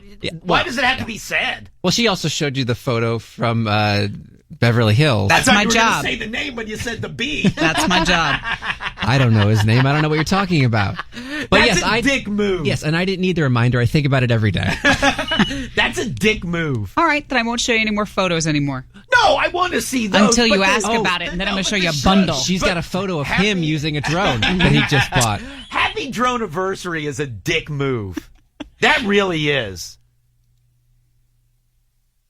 That's like instigator dick move. No, that's you not using your present. And Tyler says he thinks about it every day. You don't know. Maybe I used it yesterday. I bet if you used under the wire. If you used it, you would have talked about it. Was that a year ago or was that 2 years ago? 2. Happy Drone-iversary. No. Was it 2? I don't even know. I don't think it was. I thought it was 2. No, it was last year. I think it was last year. Oh. Yeah, it was last year. It was definitely last year. So it's not that bad. Wouldn't have even come up, except Diane's got to be a big dick about it. It's always me. Well, no, that is true. Mm-hmm. That part is true. Mm-hmm. That is true. All right. Well, now I feel like I'm running out of time to get into some follow-up stuff. Yeah, damn it. Where am I going? I'm going to Amazon past orders to see the actual date. I'll get back to you. Hi, Elliot in the morning. Good morning. Hey, who's that? This is Sean from Fairfax. Hey, Sean, what's going on, dude? Not much. Just wanted to wish you a happy birthday. Oh, that's very kind of you. It's also Luke Robitaille's birthday. It's Michael It's Jordan. also my birthday. Oh, dude, happy Nana. Good for you. Yeah, turning the big 2-9. Yeah, me too. Hey, did your mom get you anything for your birthday? Not that I know of. We're meeting up at the George Mason basketball game tonight. Oh, hey, do me a favor while you're there. Home game, I'm assuming, right? Yes. Hey, do me a favor while you're there tonight. Make sure everything looks good. We're going to be there next Friday for Michael Flatley, so make sure everything looks good. Absolutely. Yeah, let's polish that turd. It looks pretty nice, the new branding and everything. Yeah, no, it is good. It is good. You see it right off Braddock Road. It's very special. All right, dude. Hey, listen, I appreciate the phone call. Happy birthday to you as well. Happy birthday. All right, Talk dude. to you later. Talk to you later. Yeah, I ordered it on February 12th, 2015. Oh. Okay, so it's a year. Yeah. So it's only been 365 days. So we're right there. That's fine. Happy Drone-iversary. Hi, Elliot in the morning. Hey, Elliot. Happy birthday. Oh, thank you. Who is this? Galen. Oh, Galen. How are you? Good. How are you? Good. What can I do for you? Well, I went to my very first gentleman's club last night, so I was going to call to tell you about that. Wait a minute. You've never been to a strip club before? Never been to a strip club before, and my boyfriend was out of town for Valentine's Day. Whoa. Slow down. Okay. So with all the crazy crap that you've done sexually in your life, you have never been to a strip club? Never been to a strip club. I was told that we would go when I turned 18 when I was still in Wisconsin because it's 18 there. And then I moved when I was 19, just never had an opportunity to after I turned 18. And then, here it's 21 plus. And then my first year of 21 just never got a chance to do it. So. Right. And so why did you go without your boyfriend? Well, no. Okay, so this last weekend, my boyfriend was out of town, and we didn't get to spend Valentine's Day together. Right. So he told me when he got back for our date night, which is Tuesday nights, that he would go out and do something special. So he took me out to a strip club. Where, can I ask which one you went to? We went to Crystal City Restaurant. Oh, very nice. Very nice. Mm-hmm. Mm-hmm. And how was? Oh, it was great. I was... surprisingly nervous the whole time. No, I'll admit that. First time in could be intimidating. I understand that. Yeah, but there was one girl that she was drop dead gorgeous, so he paid for a private dance with me, and they love when women are in there.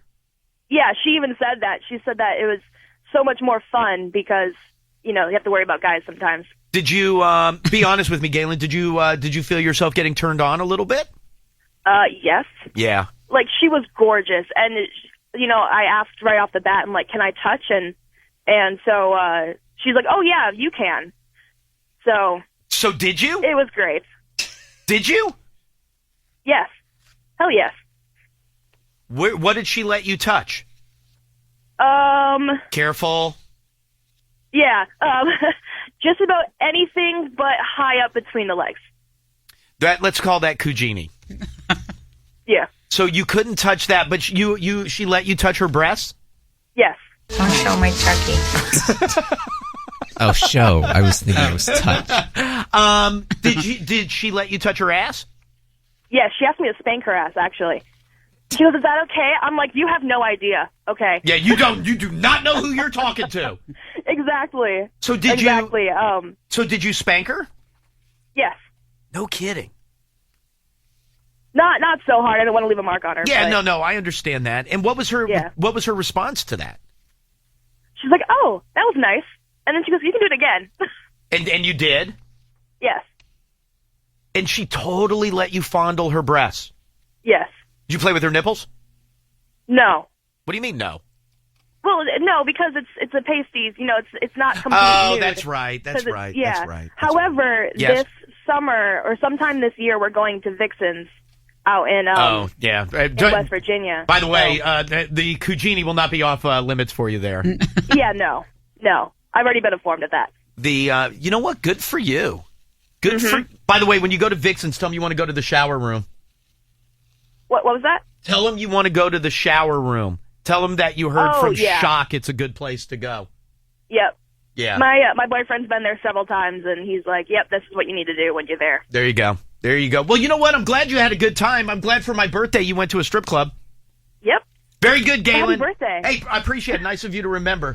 Thank you, honey. All right. Thanks. Have a great day. You got to talk to you later. What were you highlighting? Trending worldwide right now is Happy Birthday, Ed Sheeran. Oh. Well, you know what? Happy birthday, Ed Sheeran. You know what? Both starts with an E. Let me check trending countywide. All right, I didn't get to the rest of my stuff. Oh, and one of them. Oh, real quick. Can I just bring? It was just one thing, and I'm not going to find a way to get to it later. It's two quick things. Two quick things. Number one, did you see the referee who gets hit in the nuts with a beer can? No. So there's a dude who plays minor league hockey, and a dude got called for a penalty.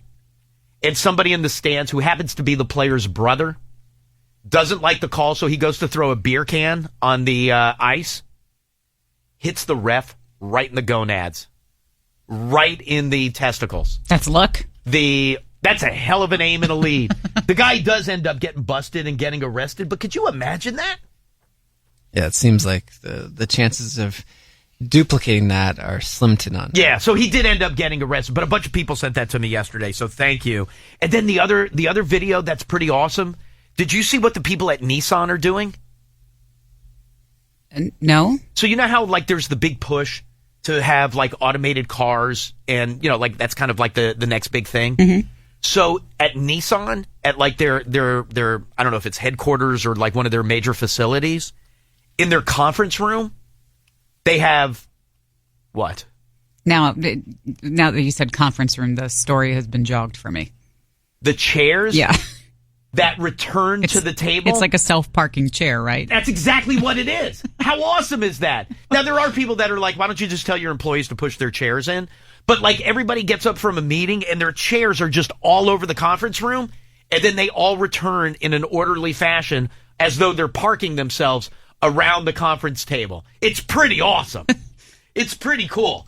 And again, I get it. Just tell them not to be slobs and push their chairs in and whatever. But that's kind of cool. I thought it was pretty awesome. So do they think that's going to be a big seller for them? I think they just did it as this is our technology at work, and it knows how to park itself and where it's supposed to go. And this shows how we're doing with if we can do an autonomous car, why can't we do an autonomous seat? But it is pretty. It would be awesome. Looks like trick photography. Isn't it cool? It looks like a Snapchat reverse lens. Right. No, I'll give you that. Like people were underneath and kicked the chairs out, and then I reversed it. But isn't that pretty cool? I mean, again, it's wasted technology, but there's something kind of cool about it. Somebody also said it looks like something that you would find like in like a scary movie. Oh, like Paranormal Activity or something? Where all of a sudden, like, all the chairs just make their way back to the table.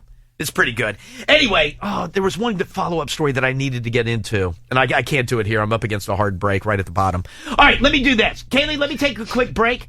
What's wrong? Oh, yeah, well, it is. We'll come back. Diane's got some news. After that, I will give you tickets to join us next Friday night. It's Elliot in the Morning's date night. We're going to go see Michael Flatley's Lord of the Dance. This is it. I keep telling you that. After this, he's done. So next Friday night, we'll be at Eagle Bank Arena for Michael Flatley's Lord of the Dance. And then don't forget later on this morning, tickets to see Smashing Pumpkins, tickets to see Dave Matthews Band. And then we mentioned it earlier, our buddy Ralphie May will be in here tomorrow. All right, Diane. Let's get into some news, please. Plans moving forward for remembrances for the late Supreme Court Justice Antonin Scalia. He'll be lying in repose at the Supreme Court on Friday. Funeral services set for 11 o'clock Saturday morning at the Basilica of the National Shrine of the Immaculate Conception, as is tradition that goes back to the late 1800s. His Supreme Court chair and bench have been draped with black bunting. It's and pretty cool. I mean, yeah. I know you said it goes back to the 1800s. Mm-hmm. I don't know that I've ever paid attention or seen that before, but it is pretty cool where they black, like you said, they put up black bunting yes. on his chair. And then over the doors. And then over the door yeah. to the Supreme Court. But no, that's pretty cool. The last High Court justice to lie in repose was Chief Justice William Rehnquist. That was back in 2005. Right. Oh, no wonder I don't remember it. No. Judge ordering Apple to help the FBI access the cell phone of one of the San Bernardino shooters. Investigators obtaining Syed Farouk's work phone with an authorized search warrant, but they've been unable to complete the search because they can't access the phone's encrypted content. Now, the CEO, Tim Cook, is saying that this is going to possibly set a bad precedent right. and also open up a quote-unquote back door that hackers might be able to use in the future. Obviously, investigators hoping to see why Farouk and his wife, who they contacted in the planning of the attack, also where they traveled to right before and after the shooting, and any other pertinent information. People looking toward Nevada for the next showdown among the presidential hopefuls, and apparently the Democratic numbers showing that Hillary Clinton and Bernie Sanders are in a veritable dead heat. Hillary with 48%, despite all the coughing fits. Yeah, what is with her? Like it's bad. You were one of the first to bring attention to it. There's something's going on there. Like, she's not just having you, Diane, you were bad for a while. You've tried to fix it. And for the most part have. For the most part. I mean, you had that gag thing yesterday.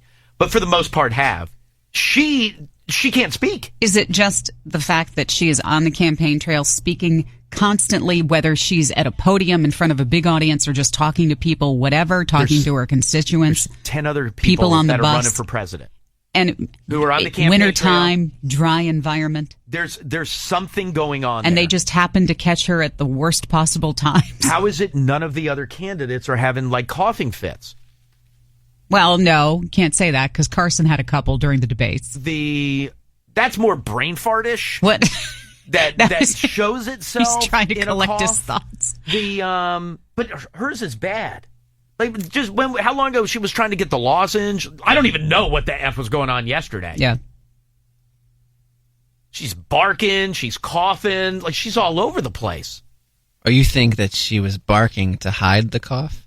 I mean, at this point, anything's possible.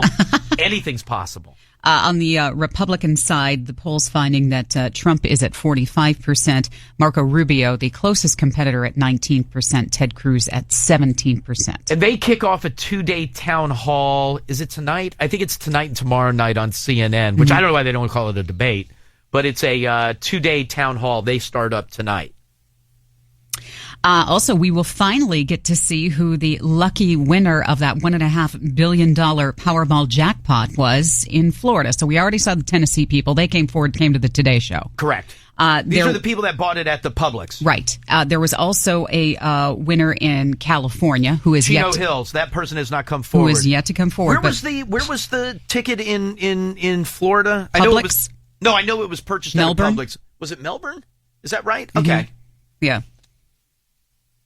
So they'll come forward and claim their prize of that $1.5 take the annuity. billion. Get all $538 million. Lottery jackpot. Meanwhile, Powerball will be at $189 million for tonight's drawing. No winner in Mega Millions last night. I'll play. It's my birthday. Mega Millions for Friday will now be at $104 million. Kind of small. Eagles of Death Metal performing in Paris last night for the crowd that included survivors of the attack that goes back to November. They were talking to some of the people in the crowd, and there was one woman who said she felt just an overwhelming sense of guilt because she was supposed to be at the show in November and couldn't go. Gave the tickets to a friend. And the friend ended up being killed in the incident. Florida woman who live streamed last year while claiming to be drunk, facing an enhanced sentence now, but no jail time or real jail time after entering into a plea deal of driving under the influence. You remember the story about Whitney Beale last October after she started to periscope herself driving drunk around Lakeland, Florida. Sure. And then people obviously responding, They reported her. calling 911. Officers did find that she smelled of alcohol and failed field sobriety tests before she was arrested, taken into custody. She also threw up in the back of the police cruiser. And I'm sorry, what was her punishment? So she pled no contest. The terms of the plea deal, standard for a first-time DUI, 12 months probation, alcohol evaluation and treatment, so one of those, alcohol safety action classes. Her vehicle was impounded for 10 days, 6 months driver's license suspension, no alcohol and no bars. Okay, I'm sure she'll abide by that. That's not bad. But the judge did say there was an enhanced provision that was thrown in, 150 hours community service and weekend work release for her. All right. But this was, all right, but I thought you were going to say she got off like scot-free. No, but okay, but for her publicly flaunting the way that she did it, sure, people are pissed off at that. They're saying you want to talk about making a whole mockery of that. Yes. Give her some jail time to teach her a lesson. I understand that. I understand that thought process. Redskins and Kirk Cousins breaking off contract talks. No further talks were scheduled, and the Redskins can always use the franchise tag on him, which appears as though that's the direction that they're heading in. Sports Business Journal is saying that the Lions and the Cowboys will likely be hosting division rivals in their Thanksgiving games this year. Cowboys will likely go with the Redskins. Lions will most likely be hosting the Vikings. There will be the third game, but there's no word yet on who's going to be hosting that game. Capitals beating the Kings by a score of 3-1 last night. You know who looked good last night? Mm-hmm. Brooks Orpik. Oh, so he was back. Lineup, missed 40 games. Mm-hmm. And I thought, you know what? Maybe he's not going to throw the body around as much as he normally does. He'll hit the hell out of anybody. It was, honestly, it wasn't as though he's played a full season. He looked good, though. Like, you talk about, like, going back when you're ready versus, you know what, just let me get back in there. Right. He was slamming dudes. It was good. He looked good. It was so nice to have him and Carlson teamed up together. It was really, really good. That was nice. It was nice to see him back. Serena Williams pulling herself out of the 2016 Qatar Total Open, citing the flu as the reason. This is the second consecutive tournament that she's also pulled out of. So she did the Dubai Tennis Championships because of an illness as well. That's a look at news and sports. 866 to Elliot. 866-235-5468. Hi, Elliot in the morning. Hey, is it me? Yes, it is. Who are you? Hey, what's going on, Elliot? What's your name, brother? This is Brady. Brady. I would like to give you 2 seats right next to Diane for dinner and drinks next week for a little date night. Awesome. Yeah, that'll be good. Then you are going to see Michael Flatley's Lord of the Dance. Hell yeah. Hell yeah. All right, Brady. Well, listen, you hold tight 1 second. Kaylee's going to get some info from you. And, I'll see you next Friday night. All right, dude? Sounds good. Hey, you got it, brother. Hold tight 1 second for me. You will win more tickets. Excuse me. Oh, I'm Hillary.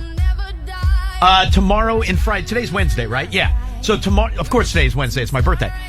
Tomorrow and Friday, and then all next week, as next Friday night, we will head out for Elliot in the Morning's date night with Michael Flatley's Lord of the Dance. Again, if you need any info, facebook.com/EITM online.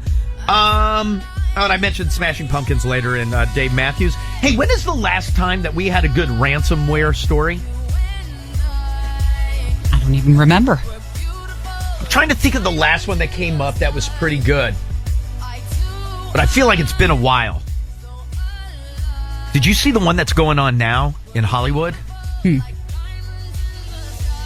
I don't even understand why they can't shut it down. Like real Hollywood, or are you pitching a movie? No. It's in Hollywood. It's in California. It's the Hollywood Presbyterian Medical Center. All right, so fake Hollywood. Yeah, exactly. Yeah, not showbiz Hollywood. The real Hollywood. Yeah. Yeah, it's the Hollywood Presbyterian Medical Center in Los Angeles. So their computer system has been taken over. Pardon me.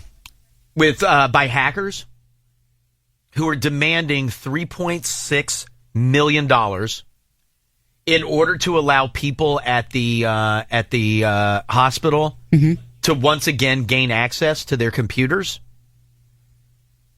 And nobody's been able to. I mean, obviously the hospital isn't letting anybody do it. They're not letting anybody access a computer. I mean, even if they wanted to, they are shut down and being controlled by this hacker group. And so they're fearful that, God forbid, somebody tries to use their computer and clicks on something that they shouldn't, tries to open everything wide up. Without a doubt. And keep in mind, their entire system has already been taken over. It's been going on a week. The FBI is involved. Some cybersecurity firms are involved. Like, everybody's in. And they can't crack the thing. But again, the hackers are asking for $3.6 million. Does that seem high or low? If I'm taking over a hospital? Well, you've mentioned, and I can't cite an example either, but in past cases, what have been the terms? I feel like in past cases, you more hear about it in terms of individuals. And not so much. Yes.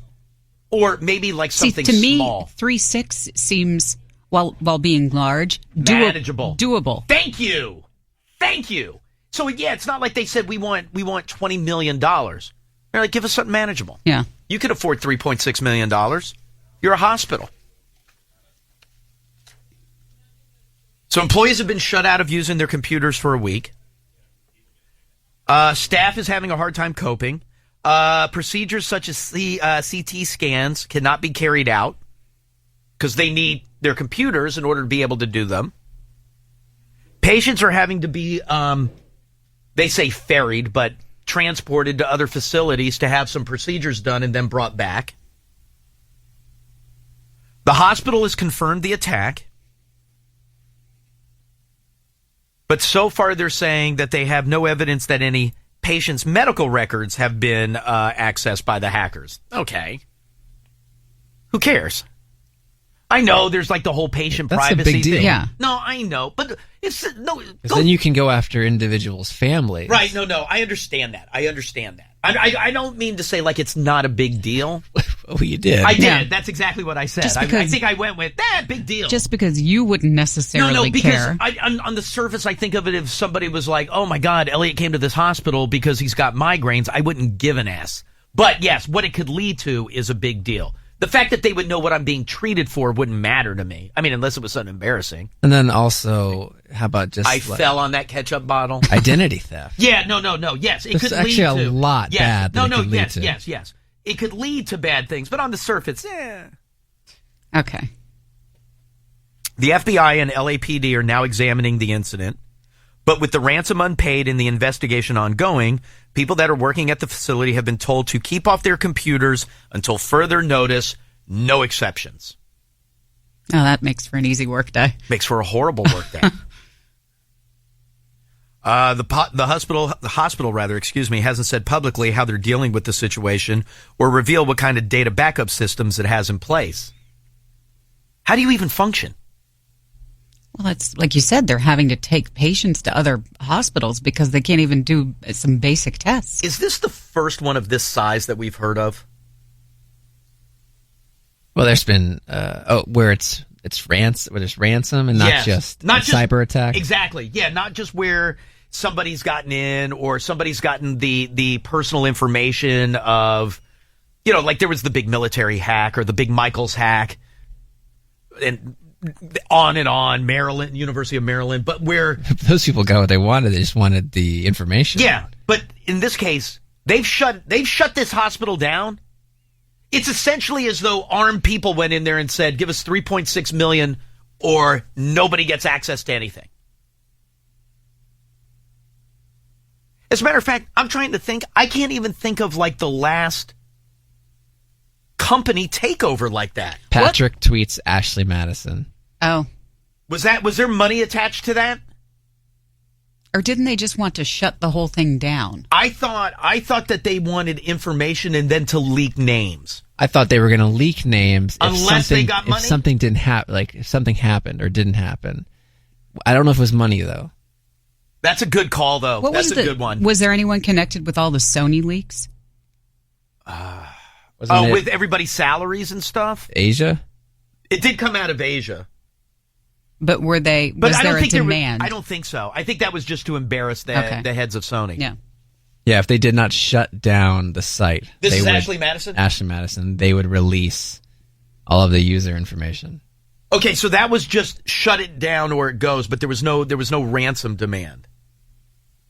Well, you're still making demands. Yeah, no, but I meant like we're literally, you need to pay us money. So it was shut this down or we're going to release all the names. Which, by the way, remember that turned out to be a bust. Although there were a couple in terms of famous people. We did. How about your neighbor? We did. Oh, I forgot about that. Yes. I forgot about that. I was thinking, wasn't there like a city councilman or something? Well, there are a lot of council members. That's right. I forgot about my neighbor. But then you also got a Duggar. That's some good stuff. Okay. Yeah, I take that back. I forgot about my neighbor. Totally forgot about my neighbor. So, Guardians of Peace, who hacked Sony Pictures Entertainment, demanded Sony pull the interview. Oh, that's right. Yep. With Kim Jong-un or Seth Rogen. Seth Rogen, right? No, but remember that was the whole deal. And the U.S. has alleged that the attack was sponsored by North Korea. North Korea has denied all responsibility. It's one floating theory is that the cyber criminals targeted the hospital in belief that considering the important nature of its work, it'd be more likely to pay up. So far, the hospital hasn't given any indication that they're going to. I can't even fathom what's going on in there. Wouldn't it be mayhem? Well, think about... Can I tell you the other fleeting thought I have while I'm reading this? Sure. Oh, please get iHeart. That was the only other thing that I thought of. Yeah, but that could ultimately screw us too because I have my laptop. There's a lot of personal information in their records. Oh, what are they going to get? My personnel file? And good, you can prep for the show that can't be broadcast because they've hacked the computers. Oh, I'll just take a hiatus.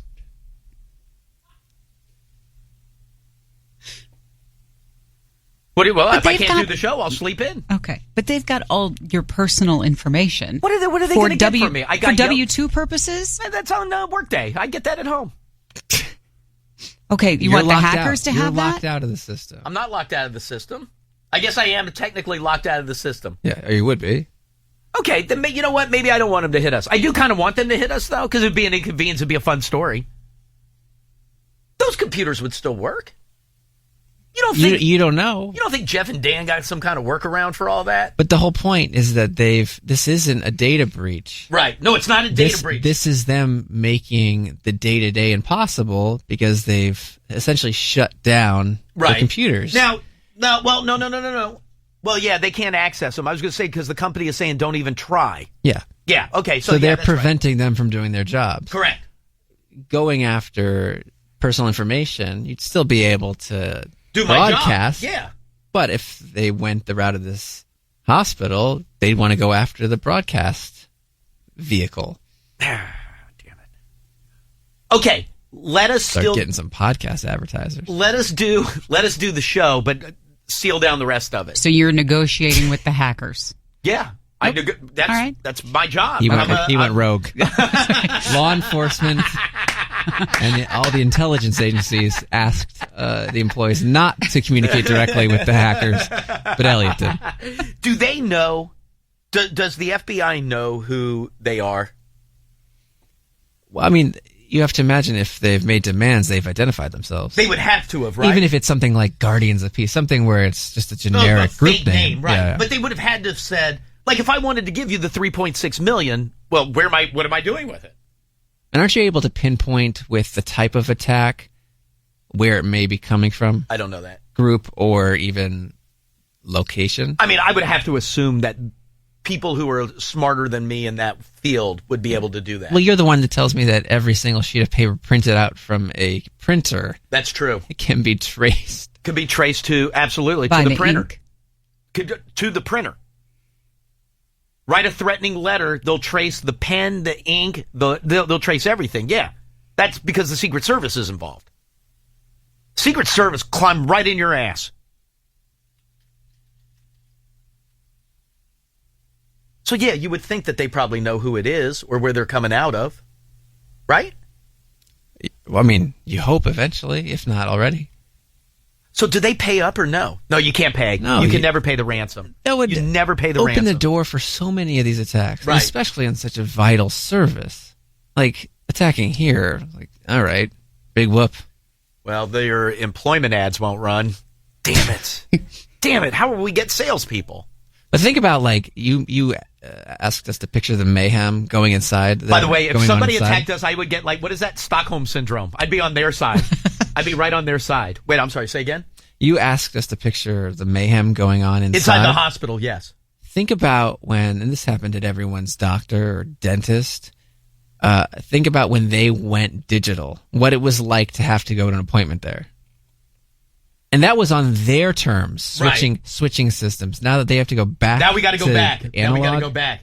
They said, like, doctors are going in to see patients and they have to write down, like, oh, I did this, I did this, I did this. That's a pain in the ass. Yeah, as opposed to then you actually have to go back old school and, like, try to build a file on people. Do they even still have files? My Like eye doctor finally switched recently. I'm sure some places do, but those transitions take forever. You go in for your annual appointment, they're like, that's phase 3. We're still doing it. Right. So it takes time. You have years and years and years of information. So, like, if I went in for my annual PAP, they still have my paper file in there. Yeah, but it's been incumbent upon somebody to actually input all that information. Right. Well, then get the ransom guys to do it. They're just sitting there waiting. They're not doing anything. Is it a bunch of kids in a room somewhere? No. FBI'd blow their doors down. Isn't that good, though? It's been going on, what did I say, over a week. And apparently it started like when people were at the hospital, like they were trying to log in, and they would just get a note like that pops up on their screen. Now, I don't know what it was. I don't know if it's like, hey, we want $3.6 million. But whatever it is, it had to tell them somehow. You said there was a school district in Mississippi that got a similar hack, too. For ransom? Not too long ago. For ransom? FBI still investigating, yeah. But they wanted money. Uh-huh. Well, what's a school district? Like they've got so much money. Yeah. Where am I going, Kaylee? Line 1? I love this story, though. I love the story. Hi, Elliot in the morning. Hi, is this me? Yeah, hi, who's this? Hi, this is Corey. How you doing? Good, what's going on, dude? Well, I was listening to your show, and the difference between these attacks that's going on is the ransomware attack. They're just encrypting the files. So basically, if they can't get caught if they don't give you the key. They're routing their networks through a whole bunch of different other networks basically to hide themselves. But from what I've heard, these are a lot of Eastern European countries that they're hiding out in. Right. And then the difference between that is they're not looking for individual files like these other hackers, like the Ashley Madison one, where they're just trying to blackmail people. Here they just literally want the money. And with a lot of these attacks, what they actually do is they give you a time limit or else they double the ransom. So I'm sitting at an internet cafe, and I'm in Sweden, and I've taken over the hospital, and I've told them you've got until leap day, or else then I want $7 million. Yeah, basically. And then what they do is, in order to pay a lot of these ransoms, because this is a really big one. Normally they just affect everyday people. Everyday people can get this on their computer. Usually it's downloaded through a Trojan file. Right. What they do is they ask you to pay in Bitcoin. Right. To help remain anonymous and all that. So, but the hospital's not going to pay. Yeah, I don't know how they're going to handle it. But for the most part, it ends up being people just paying and getting the encryption code. But now here was the other thing that I was going to ask, and I don't mean this to sound bad, but if you, hey, thank you, sir. If you've got like a real ransom situation, usually there's the threat of somebody gets harmed. Some cases it's killed, but there's the threat of harm to somebody, which certainly exists in this setting. To who? Well, it's a hospital. Yes, but the patients can't get care. I understand that. Seems like a pretty big deal. But they haven't paid. True. But that's usually the But he said there's a time limit often associated with this. Okay, but it's not like if that time limit hits, then what? Well, who knows what's going on in terms of the fighting back. Let's say it's next week. Yeah. And they go, we want our $3.6 million next week, or it doubles. Yeah. Well, just because it doubles, I wasn't going to pay you 3, I'm not going to pay you 7. They've already shut down the computer systems at the hospital. That's my question. What do they do next? If I tell you, you have until I take Diane, and I tell you, give me $3 million, or something bad happens to Diane, and you're like hemming and hawing, and I go, you have until Wednesday to pay me, or else I need $7 million. And then you go, I didn't have 3, now I don't have 7. And I go, okay, well, now you got to find 7. You have 4 days, and now is when I lay it in, or I'm going to kill Diane. Yeah. So now there's something now you're up against the wall. Just doubling the money, big deal. You double it all you want. Hell, you could tell me it's $100 million. Who cares? Yeah. I don't know. If I don't have money, you can't get blood from a stone. I would rely on law enforcement. Well, of course you would, to help, but they're not doing that. Navigate. We're You're demanding $100 million from me. No, we're trying, but we're still. But there has to be the if then. If you don't pay, then Diane gets it. What's the then here? Don't a lot of hacking stories not have a then? There has to be a then. Because they're just like informal groups? The guy even said this is a big one. This is a big one. There has to be a then. Because if not, then you go bankrupt? Okay. I mean, what do you want me to do? I mean, it sucks, but what am I going to do? Okay, you can't. Hospital system obviously has $3 million, but you brought the situation with Diane. That's what I was saying. That's like $100 million. They're not going to get the money. I know, but I'm just using that as a traditional setup. That if you don't pay, then I'm going to kill Diane. Empty threat. What is? Nope. Prove it. Diane's dead. What's the then here? That's all I'm saying. Forget the amount of money. But if you don't meet my demands, then this happens, and that's Diane gets it. Maybe that hasn't been released to the public. Well, I need to know. Why do you need to know? I'm covering the story. Oh, you want to report on it before they shut down iHeart? Am I the only one that's into this? I love this story. It's scary. It's unbelievably scary. I also didn't like the guy said that most of the time this just happens to individuals. I don't feel like I know that. Well, yeah. I mean, then it's just like like you know people. No, I was just looking at a story where they were saying, Jim, you owe us $3 million. Well, you know ransomware. What? Just throw out my computer. Ransomware popping up on people's phones last summer. I didn't get that. Thankfully, you didn't. Amen. I feel a little left out. All right, let me do this. Kaylee, will you ask all these people to hold? Oh, what do you got? A lot of people, with you talking about ransom amounts, brought up paychecks. And they know how much you love money. And that would be affected by a takeover. Now, you know what? Now you're hitting my pocket. You're getting it from both ends. Now I would, and I don't have that other income coming from the son of a bitch that took my money. Nope. F you. All right, let me do this. Kaylee, ask these people to hold. I didn't think about my paycheck.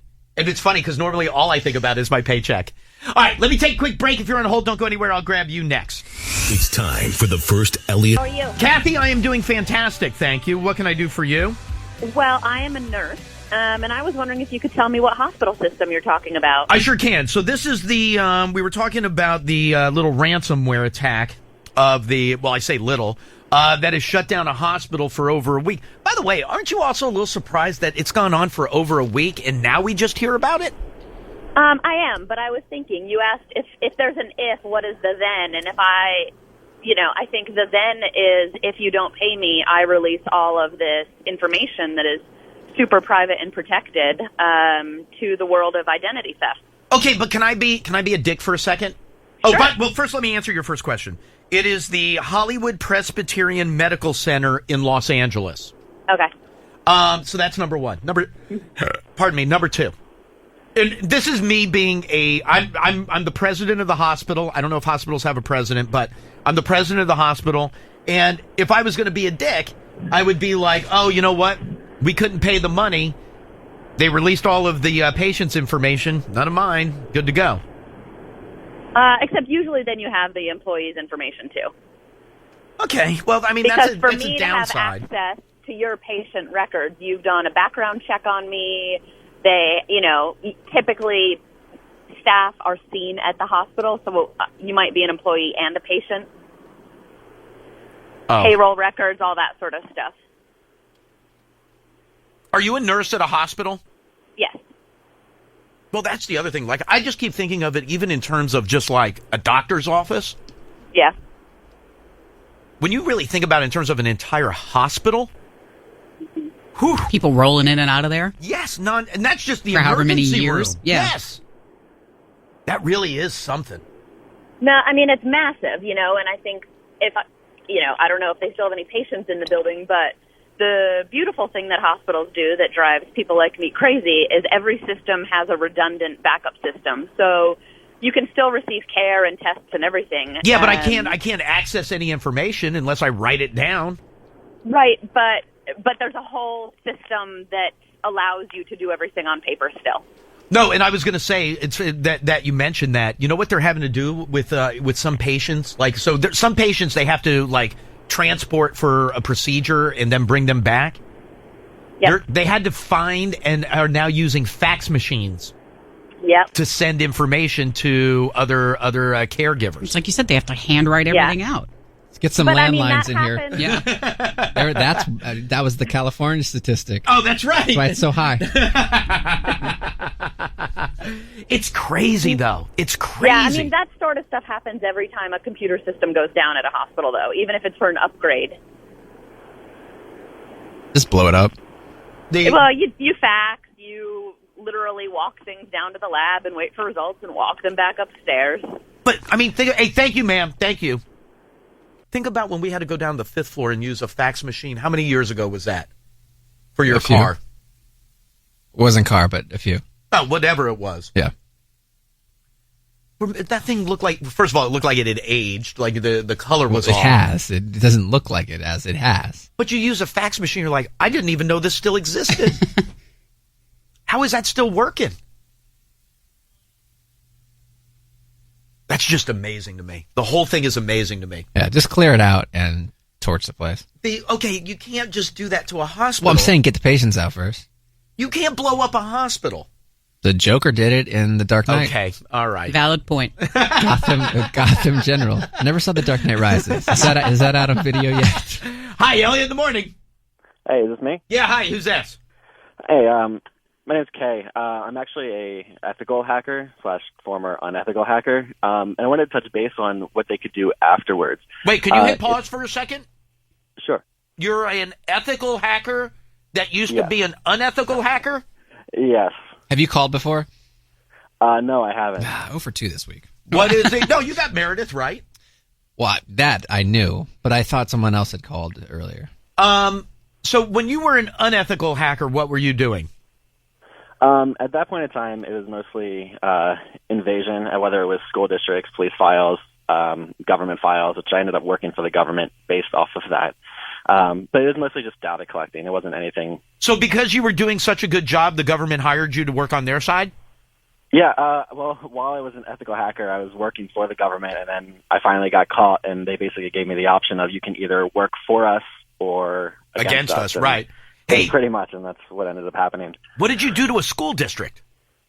Oh, that was back when I was a teenager. I used to change my grades all the time. GPAs, grades, assignments. That's basically how I started in the very beginning. Did you really? And you got away with it.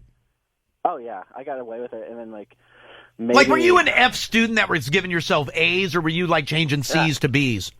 No, I was a CD student that was giving myself B's, so it was overlooked. Good for you. What kind of fire do they hold you to make sure you don't flip again? Oh, you mean now, with the government? Yeah, I couldn't. You're like a cheating boyfriend. I couldn't trust you. Oh no, yeah. I mean, I'm watched like a hawk. I mean, I don't really have any rights, so they can basically get on my computer system. They can go on my phone lines without question. They don't have to get any sort of warrants or anything like that. And I mean, if I get caught again, we're talking a lockup anywhere from 10 to 15 years because of it. Damn. So that's pretty big fire. Yeah. Wait, so when you were changing grades, were you also were you hooking your friends up? Every once in a while, but I would do it for money. I kind of didn't just do it out of the kindness of my own heart. It was more of, hey, pay me. I can do this for you. But, yeah, right. And then what else did you say? You hacked the school district. What else did you hack? Oh, I would go into the local police files. I lived in a small town, so I would look at local police and look at their any traffic records, ticketing, things like that, and see if I could dispose of them. Which ended up getting found later on when they started doing a background check after I got caught years later. How did you get caught? I was stupid. Basically, I was hacking on site because I was working for the government organization at the time. Right. And so I just wasn't as secure as I should have been. I was being sloppy. Yeah. No, that's 90% of criminals get caught that way. Yeah. Wait. So now, what kind of stuff do they have you? Can you say what kind of stuff they have you working on now? I'm basically doing the opposite. I'm in cyber defense now, so my job is to basically counter other hackers.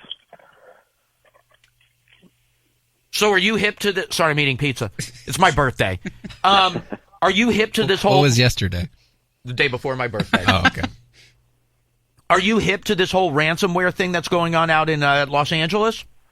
I haven't been paying a whole lot of attention to this one, just because I don't typically deal with more local agencies like hospitals and things like that anymore. But in regards to it, though, you were talking about, what could they do more if they don't pay? Right. If they don't meet the if, then what's the then? Well, I mean, the whole idea is that you want to hit, whoever's holding all the money, and they don't really care so much about, their records getting out and things like that. What they care about is the possibility of lawsuits afterwards. So if they don't pay and the hackers decide, okay, well, here's what's going to happen. We're going to release all your confidential information to all your patients.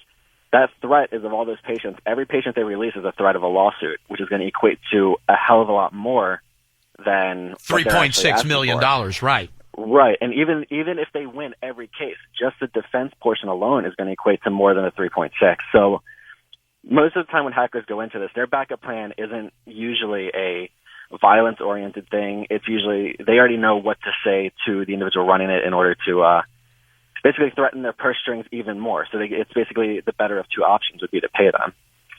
And it hasn't been said yet, but what would the reason behind a ransomware takeover like this? Would it be anything more than just a way to get? Is it a cash grab, or is it somebody who does somebody have an axe? I mean, well, there's no way to know. Yeah, I mean, typically with hackers, you really only have two types. You have the ones who do it purely financial, and you have the ones who do it for calls. Considering it's a hospital, I doubt there's any calls whatsoever. So right, that's just for just cash. A hit and run. Right. So if you had to guess, do they end up paying the 3.6? I think there would be some negotiating. I think they probably won't get away with the full 3.6, but I bet the hospital will pay them something. The only exception would be is if the FBI managed to find them within a certain time frame. But typically speaking, they're not going to. I mean, if they haven't been caught yet, if their location hasn't been found yet, I mean, they've jumped they basically daisy chain all around, the world in order to contact them. So for all we know, they could literally be sitting in a building right next door to the hospital, but in order to track them, they're going through New Zealand, Newfoundland, Right. Greenland, It could be a million countries just to get to the building right next door. Right. And so, the chances of them getting caught unless they make a really slippery, a really big mistake is slim to none. So, right. Well, you used to say the same thing about yourself, sir. I did. The only advantage that they have is they're a group. So there's a lot more backup in place than, say, me who was doing it solo. If I screwed up, I couldn't quickly turn around and fix it. I didn't have somebody watching my back, watching my moves. Plus, I also didn't plan anything this big. So, is this in the scale of something big? Is this big on that list? Yeah, for a local, organization, company, in this case, hospital. Yeah, this is pretty large scale. Just because of the amount of computers that they have on the system. Really, outside of a hospital, unless you're trying to hit, just a high-end name brand store, organization, things like that for money, but hitting a hospital is pretty big. I would compare it to almost as if you were hitting, a government organization. It's not as common as most people think. Hitting like small doctors' offices, hitting individuals is pretty common, happens all the time. Right. Well, no, and that's what I was going to say is, and I'm guilty of doing it myself. I just keep thinking of it of I'm going to my doctor's office. This isn't going to your doctor's office. This is a goddamn hospital. Right. And what people don't realize is, in a lot of hospitals, depending on how far into the network they are, and from the sound of it, they're pretty far in, they tend to forget that there's a lot of things like life support machines that are hooked up to a network. They're not all separated from a network. So if they decided to adjust settings, it is a possibility. Technically, they could put people, their health at risk or lives at risk. Right. But more so than it is now. Right. Hey, are you good enough that if the FBI came calling you, could you dig in through all of this and figure out how and start like tracing where everything is? Or are you not that good? I could probably get into the hospital and help combat to shut down their access and retrieve files, but in regards to tracking these, you would need a full team. There's no way a single individual is going to be able to track them, not easily anyway. Do you ever allow yourself to get hired out on a contractor basis? Oh, yeah, all the time. Well, I don't all the time. I used to I stopped doing that last year, but... Yeah, I don't need any of my grades changed. I want, right. You know what I do want to know, though? The guy who owes me money, he could get into all of his info and find out if he's lying to me about, I'm close to going bankrupt. Like, he could get all of that stuff. Does that qualify as unethical? That's not unethical. That's Like business. vigilante justice. Yeah, that's fine. It's business? For me, yeah. Yeah, that would be a very gray area, because I used to, what I would try to hire myself out for with private individuals, I used to try to basically be the equivalent of a private investigator, just via... Yeah, that's exactly what I want. I want cyber PI, CPI. Investigation. Yeah, that's exactly what I want. Yeah, as long as you stay within certain boundaries. I mean, I don't even know what boundaries are. Yeah, I can't get beyond them. I don't know what they are. That's ignorance of the law. It's bliss. Yeah, basically the rule is anything that you could potentially gain with the public eye, you can get access to. So there you go. And there's a lot of gray areas. It's just like photography. There's a lot of gray areas. I love that you used to do this for a living. That's pretty good. All right, dude. Hey, listen, I appreciate the phone call. Thank you, my friend. Yeah, absolutely. Hey, you got it, dude. Happy birthday. Yep, have a good one. Thanks. That's pretty cool, though. Smarter than you. What do you mean? You didn't trick him into wishing you a happy birthday. He started the call with that. Maybe there's someone on the phone that does IT, but Harry asks, if they have a backup system, why can't they just wipe all the data and replace it? I don't know. I know, I said maybe there's an IT person on the phone. Hey, do we have somebody in IT? Line 5? Get on the phone. Who? Hi. Hello? Hello? Yeah, hi, who's this? Hey, this is Ben. Hey, Ben, how are you? Not bad. Hey, so I work in IT. I'm with Cybercom. I make my living responding to these kind of incidents, and I can tell you one of three ways this is going to end. It's one, they pay up. We discussed that. 2, they wipe and back up, which we hope doesn't happen. And 3, they find a flaw that lets them just kind of fix it on their own. Least likely, but that's probably what will end up happening. Okay, wait. So 1 was they pay up. What was number 2? They basically wipe their systems and restore from a backup if they have good backups or current backups. That's what Tyler was saying. Why don't they just scrub all of that and reinstall? Well, Harry said that on Facebook. You're looking at a lot of downtime, and a hospital can't really sustain that probably. Well, they're already down a week. So do they want to be down for another 3? Is that how long it would take? Well, first of all... That was said in very threatening tone. No, well, that's what I was going to say. You realize I'm not the guy who's holding them hostage, so let's back off yelling at me a touch. Is that how long it would take to reinstall everything at the hospital level? Depends on the size of the network and the complexity of the systems they use. Right. And then what was the third option? Essentially, why they've got those big cybersecurity firms looking into it with the FBI is to look for what they're doing is looking for a flaw in the code that actually created this problem, so that they can essentially break the malware and fix it on their own. So would that be? And I don't mean this with any offense towards you, but is that literally a team of like 200 nerds sitting around looking at just like page after page of code? Yeah, generally speaking, it is a whole bunch of nerds. I mean, I'm kind of a nerd wrangler. It's my job. Right. So, no offense taken. That's okay. That's essentially what's going on. That's what these big brains are there to do, is to look at the problem, try and take it apart at the binary level, and see where they can get into the loop. I don't want to be part of Team 3. I don't feel like I would be very good at that part of it, just sitting there reading numbers. Yeah, to be frank, I'm not very good at that either. I just know how to manage smart people. Right. And you've always said you're more of a Team 6 guy. That's me. All right, very good. So the answer to Harry's question is it would take too long. It very well could. They could phase it. They could make it work somehow, but it's just a matter of what they're willing to. And that's, like you were saying, that's even if they have good backup systems. You don't know anything about the hospital, the Hollywood Hospital. Exactly. Well, we know about the Hollywood Hotel. Oh, that we know about. We're going to see it again on Sunday. Welcome, Jeff Gordon. Where did he get his start? Where did you start, sir? I started off about 8 years ago in the Marine Corps. Oh, okay.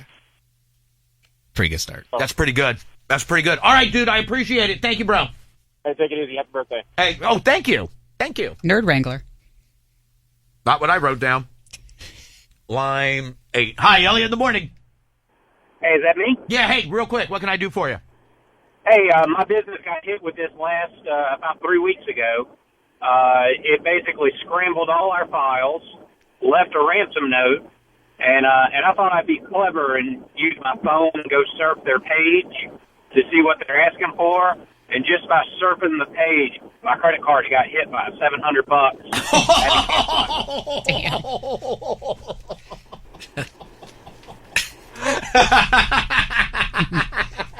Did you find out what they were asking for?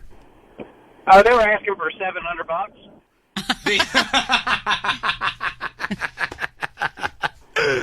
Hey, how'd your company get out of it? Well, you paid. You paid the ransom.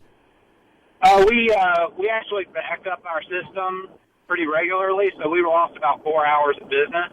Oh, that's not bad. Rolling back. Yeah. I mean, that sucks. Don't get me wrong, but in the grand scheme of things, 4 hours isn't bad. This whole hospital been shut down for a week.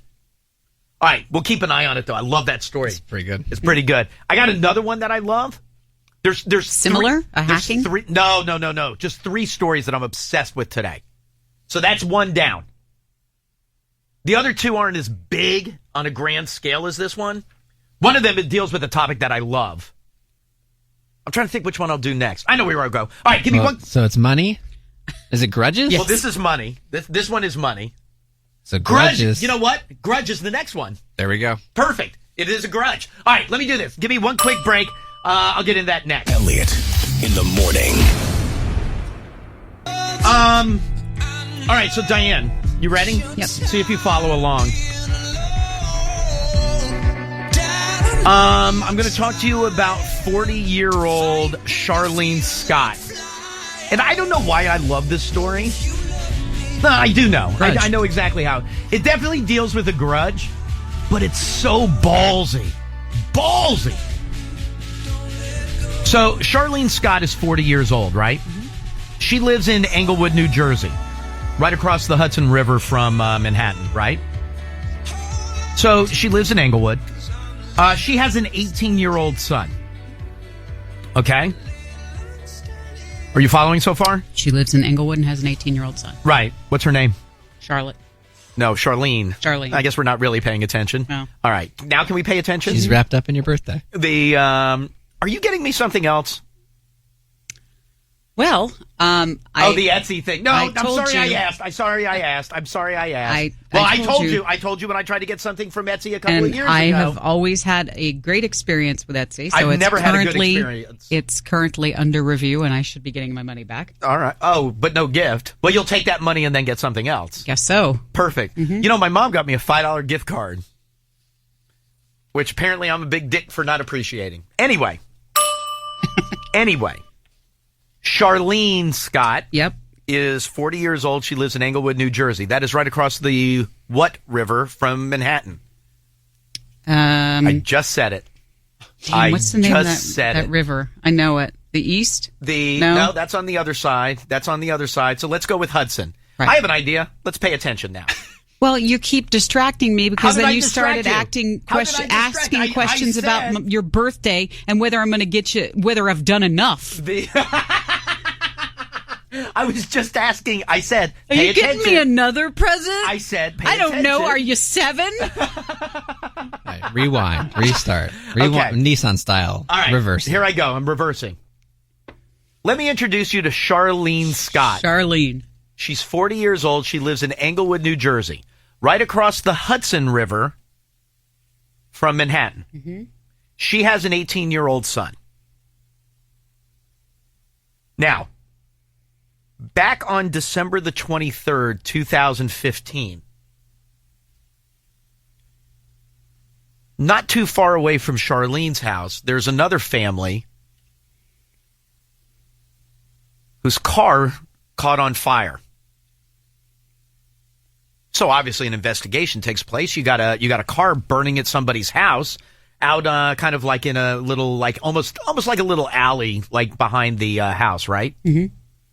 So they start the investigation. Well, it turns out, as firefighters and arson investigators are able to do, they start tracking a lot of things down. Now, I told you that Charlene has an 18-year-old son.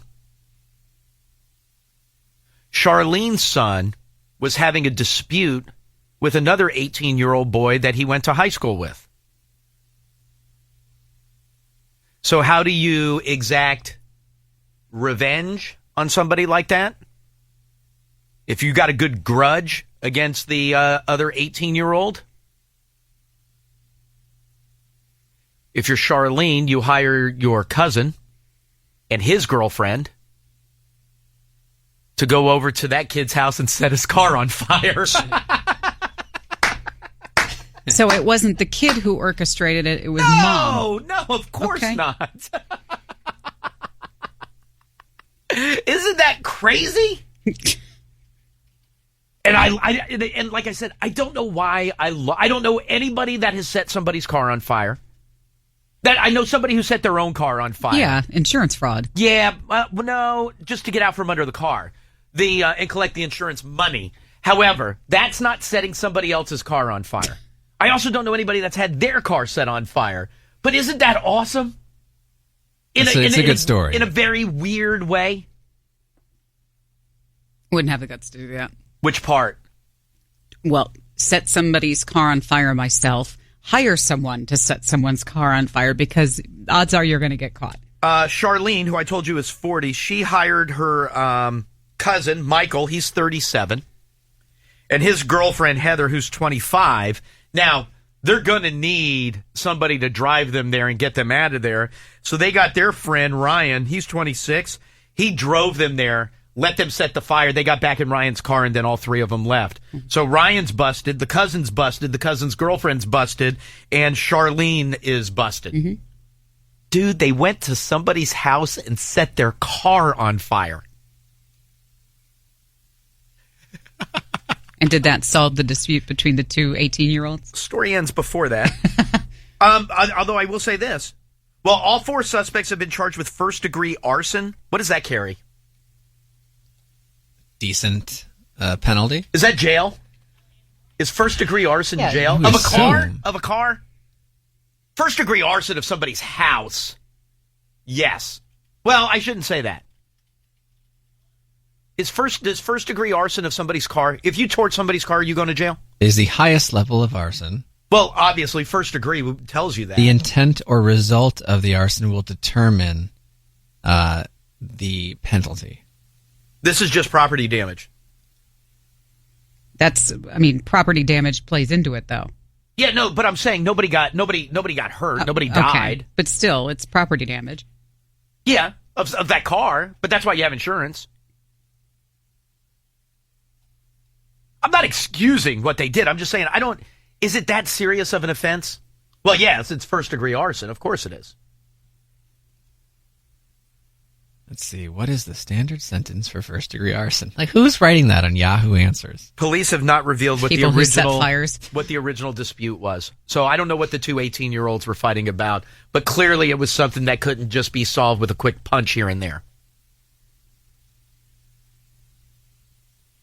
Could you imagine, though?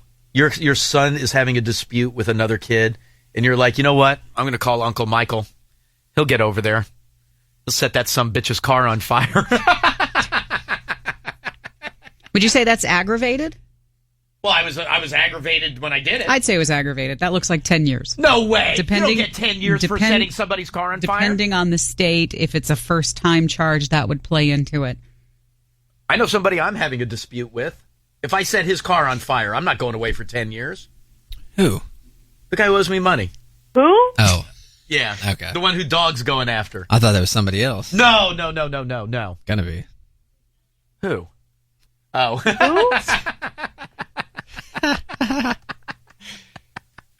Where am I going, Kaylee? Bigger fish to Line fry, one. Diane. Line 1. Hi, Elliot in the morning. Hey, Elliot, what's up, man? This is Jack. Hey, what's up, Jack? Similar story, although it wasn't for a grudge. I was hired by a friend to blow his car up, and we did just that. Wait, so your friend hired you to blow up his car? Yeah, like he said, to get out from under it, he was could no longer make the payments, and he was looking a way to get out of it. So another friend and I decided he left the window down for us out back of a bar, and we used 2 gallons of gasoline, which we realized was way too much. And my friend had scars on his leg to this day because of his. He lit the match, he threw it towards the car, and it was a humongous explosion. And I guess the fumes had settled, and it was a small mushroom cloud of sorts. And yeah, so it was quite an exciting night. And he was supposed to pay us for doing it, he never did. How much were you getting paid to do it? He was going to give us each $500. Did you get caught? Nope, got away. Until now.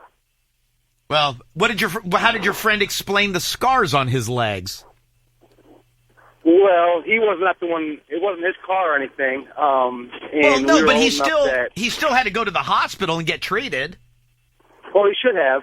That's probably why he had scars. He never went to the hospital. And did your buddy get out from under his car? He did, and since he's totaled about 3 other cars on his own, he's just a jackass. So, dude, and you never got paid for that. That sucks. Nope. Yeah, I learned my lesson. I probably won't do that again, but it was quite an experience. Hey, just out of curiosity, why didn't he do it himself? You know, I probably should have asked him that same question when I was hired. But, because I have a friend who set his own car on fire on the Beltway to get out from under and get the insurance money, and he did. He drove it right into he had another buddy waiting for him. He drove into the emergency lane on the Beltway, started a fire in the car, hopped the Jersey wall, went the other way, and his car went up in flames.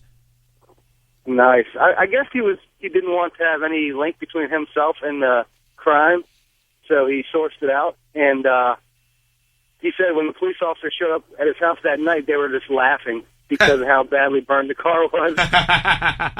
So did he? Someone must really not like you. Well, I was going to say, I guess hey, thank you, sir. I appreciate it. Thanks for coming forward. That's a big step. I guess at that point, you just have to tell the cops, I don't know, I guess somebody was really mad at me. And, at least my buddy who set his car on fire on the Beltway, he went with the story of my car broke down. I had a friend pick me up and I left. I guess some jackasses came by afterwards and torched it. And they're like, yep, I guess so. And he got his insurance check. So for this, you would just have to tell the cops, somebody set your car on fire. I guess there's somebody who's really mad at me. But wouldn't the cops be like, well, give us a list of people who are your enemies? For your story out of New Jersey? Yeah. Well, I feel like they've already identified. No. I'm sorry. The guy who, the guy who just called. Oh, a caller. Yeah. I guess. Now, are you... I could give you a list of people who I think would set my car on fire. A lot of people? It's not a short list. It's more of 10? A laundry list. Yeah, 10, 20. But if somebody set my car on fire, I could give police a list of people to start with while I investigate others. Well, you do. No, investigate like other names to add to that list. Oh, okay. Oh, I would definitely help investigate the crime. I think it's going to be somebody you don't suspect. No. Well, it may be a cousin of somebody, but somebody hired them to set my car on fire. You know what? Let's not try it out. It's my birthday. I think your laundry list might be longer than you suspect. Maybe. That could be. Now, are you limiting this segment to intentionally set car fires? Why? What do you got? Well, for some reason, Donna wants to remind us that she once paid someone to slash her ex-boyfriend's tires. She acting hard. I don't know why she's bringing that up again. This is only for car fires that have been set intentionally. I'm sorry, line 3. Hi, Elliot, in the morning. Hey, is this me? Yeah, hi, who's this? Hey, this is Mike from Vienna. Happy birthday. Hey, thank you, dude. Appreciate it. So it was last summer, one of my friends got into a fender bender, and she set up a meeting with the guy to meet later for, handling money, all that. He never showed, and so later that day or the next day, she was packing for a skydiving trip. We're both pretty active skydivers, and she went inside her house to get more gear, given most of her skydiving gear is in the car. She comes outside, and her car is just in flames with all of her gear in the car. So does she think it's the guy that she was in the fender bender with? So that was the original suspicion. The cops definitely got involved. I'm not sure what the final outcome was, if anybody was ever, prosecuted or arrested, because when it comes to fire, there's really not a lot of evidence, but that was the initial suspect. Wow. Dude. Yeah, and she lost... but I was going to say, she still lost all of her gear, though. Oh, yeah, she lost her car, all of her custom skydiving gear. It took a long time to... Getting custom skydiving gear made again takes a while, so obviously that whole trip was ruined and she couldn't jump for a while. But... Hey, do you have your own custom skydiving gear? Yeah. How often do you skydive? In the summer, pretty much every other weekend. Wow. How many times have you jumped? I have about 450. That's not bad. Wow. I say that's not bad. That's really freaking good. Compared to most of my friends, it's not that much, but I think you've jumped at Skydive Orange, right? Yes, I have. Yeah, that's where I go. Yeah, no, they, I don't know. That's where, maybe the video's all over the place. The old ZZ Top safety video. And then, we jumped out of the, they took us up in that little itty bitty plane and we jumped out of that. We have a bigger plane now, but it might have been at its time. Well, that almost sounds like an invitation. Dude, that's awesome. Good for you. Yeah, come out again. I got to go into a parking garage and lose service. All right, yeah, I got to jump too. It's my birthday. All right, dude, appreciate it. Yeah. Jesus. Line 5. Hi, Elliot in the morning. Wait, hold on one second. Could you ever set a car on fire? No. What? As many people have pointed out, when you turn to ask me a question... Right. The answer is usually no. I don't mean because you have a grudge with somebody. Even if it's for insurance fraud, no. How about just for sport? I'm not living a lie for a year to be paid $50,000 every year going forward. Oh, for your marriage. For a fake marriage. It was more than that. You accepted 50. Diane took 10 You grand. said a month. You took 10 grand a month. Yeah. Yeah, not 50, 10. No, he said 50 a year. I'm taking 10 a month. You're thinking about 50 a year. I bet you would do $50,000 a year. There we go. Hi, Elliot. So that intimates that I would set someone's car on fire? Wait, hold on 1 second. Diane's backpedaling. Well, I'm mad at you anyway for your drone-iversary. That's what happens. No, but yeah, somebody who's capable of living a lie would be capable of committing a crime. Okay, you said sticking through a 1-year marriage with somebody, knowing that you would get a big cash payout, that doesn't mean that I can't have a relationship beyond that, get married beyond that. So what? It's all cash. No, you can't get married again or the money seals up. You're a fraud in the home and I'm doing in it the for garage. a year. Doing it for a year. I'm sorry, yes. Go ahead, sir. Elliot, what's going on? Hey, what's up, dude? Hey, so the person who got their car set on fire will not receive the insurance money because the insurance company is going to demand that they go to civil court to recoup that because that's not an accident. Oh, so because Charlene's cousin went over there and set the car on fire, insurance will only cover it if it's an accidental fire. Or they don't know who it is, but now they know who. But now they know who it is. Yeah, someone's been charged. They're going to demand that they go to civil court. So they may not see money for that car for months or years. Years. Oh my God! To get that thing through court and get a settlement, that'll take forever. Absolutely. Oh, that sucks. I feel really bad for them. That feels really bad. Hopefully it wasn't their birthday. Happy birthday. Hey, thank you, dude. Smell it good. Thank you, sir. Tyler won't look at a car wreck, much less burn one. That's nice Pretty recall. fair. That's good recall, though. Good. Your short-term memory, Hobie, from 3 hours ago is still functioning. Line 8. Hi, Elliot in the morning. Hey. Hey. How's it going? Happy birthday, man. Oh, thank you, dude. Appreciate it. Well, you know how you do that donate your car to cancer kind of deal, and they come pick it up and you get the tax write-off? Oh, but that stupid Cars for Kids commercial. Jesus Christ. Yes? Oh, no, I did that. And they said, look, leave the key and the registration under the floor mat, and, the guy will come and get it. Cool, did all that. So I called them up, said, hey, you never left my receipt. They said, oh, we haven't come and gotten it yet. We're going to find out somebody stole it. So the lady said, well, we've had 3 other vehicles, the same thing happened. Somebody had vehicles scheduled to pick up, and they got taken. So they think somebody on their side did it. Well, I was going to say, that is a total inside job. Yeah, so like a week later, I get a call from the police after I filed and said, hey, it was stolen.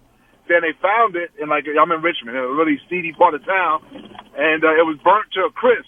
They had to cut the frame open to get the VIN number to find out it was my vehicle. Oh, my God. Oh, my God.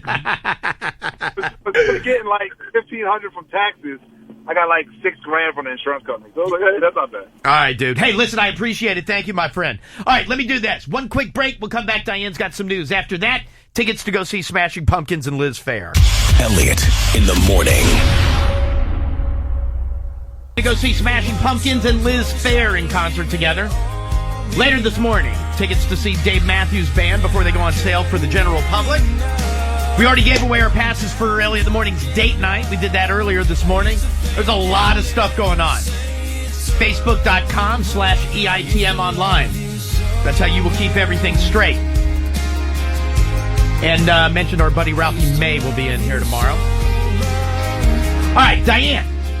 Let's get into some news, please. Relatively calm drive in this morning after all of the meltdown over the last couple of days. Temperatures in the Northeast expected to be near 60 this weekend, and that is why there is going to be another snow system that is expected to come sometime in the middle of next week. Oh, really? So we're getting another one? Possibly. Is it bad? Well, it's early to tell. Another system of measurable snow coming sometime about midweek next week. I'll take it.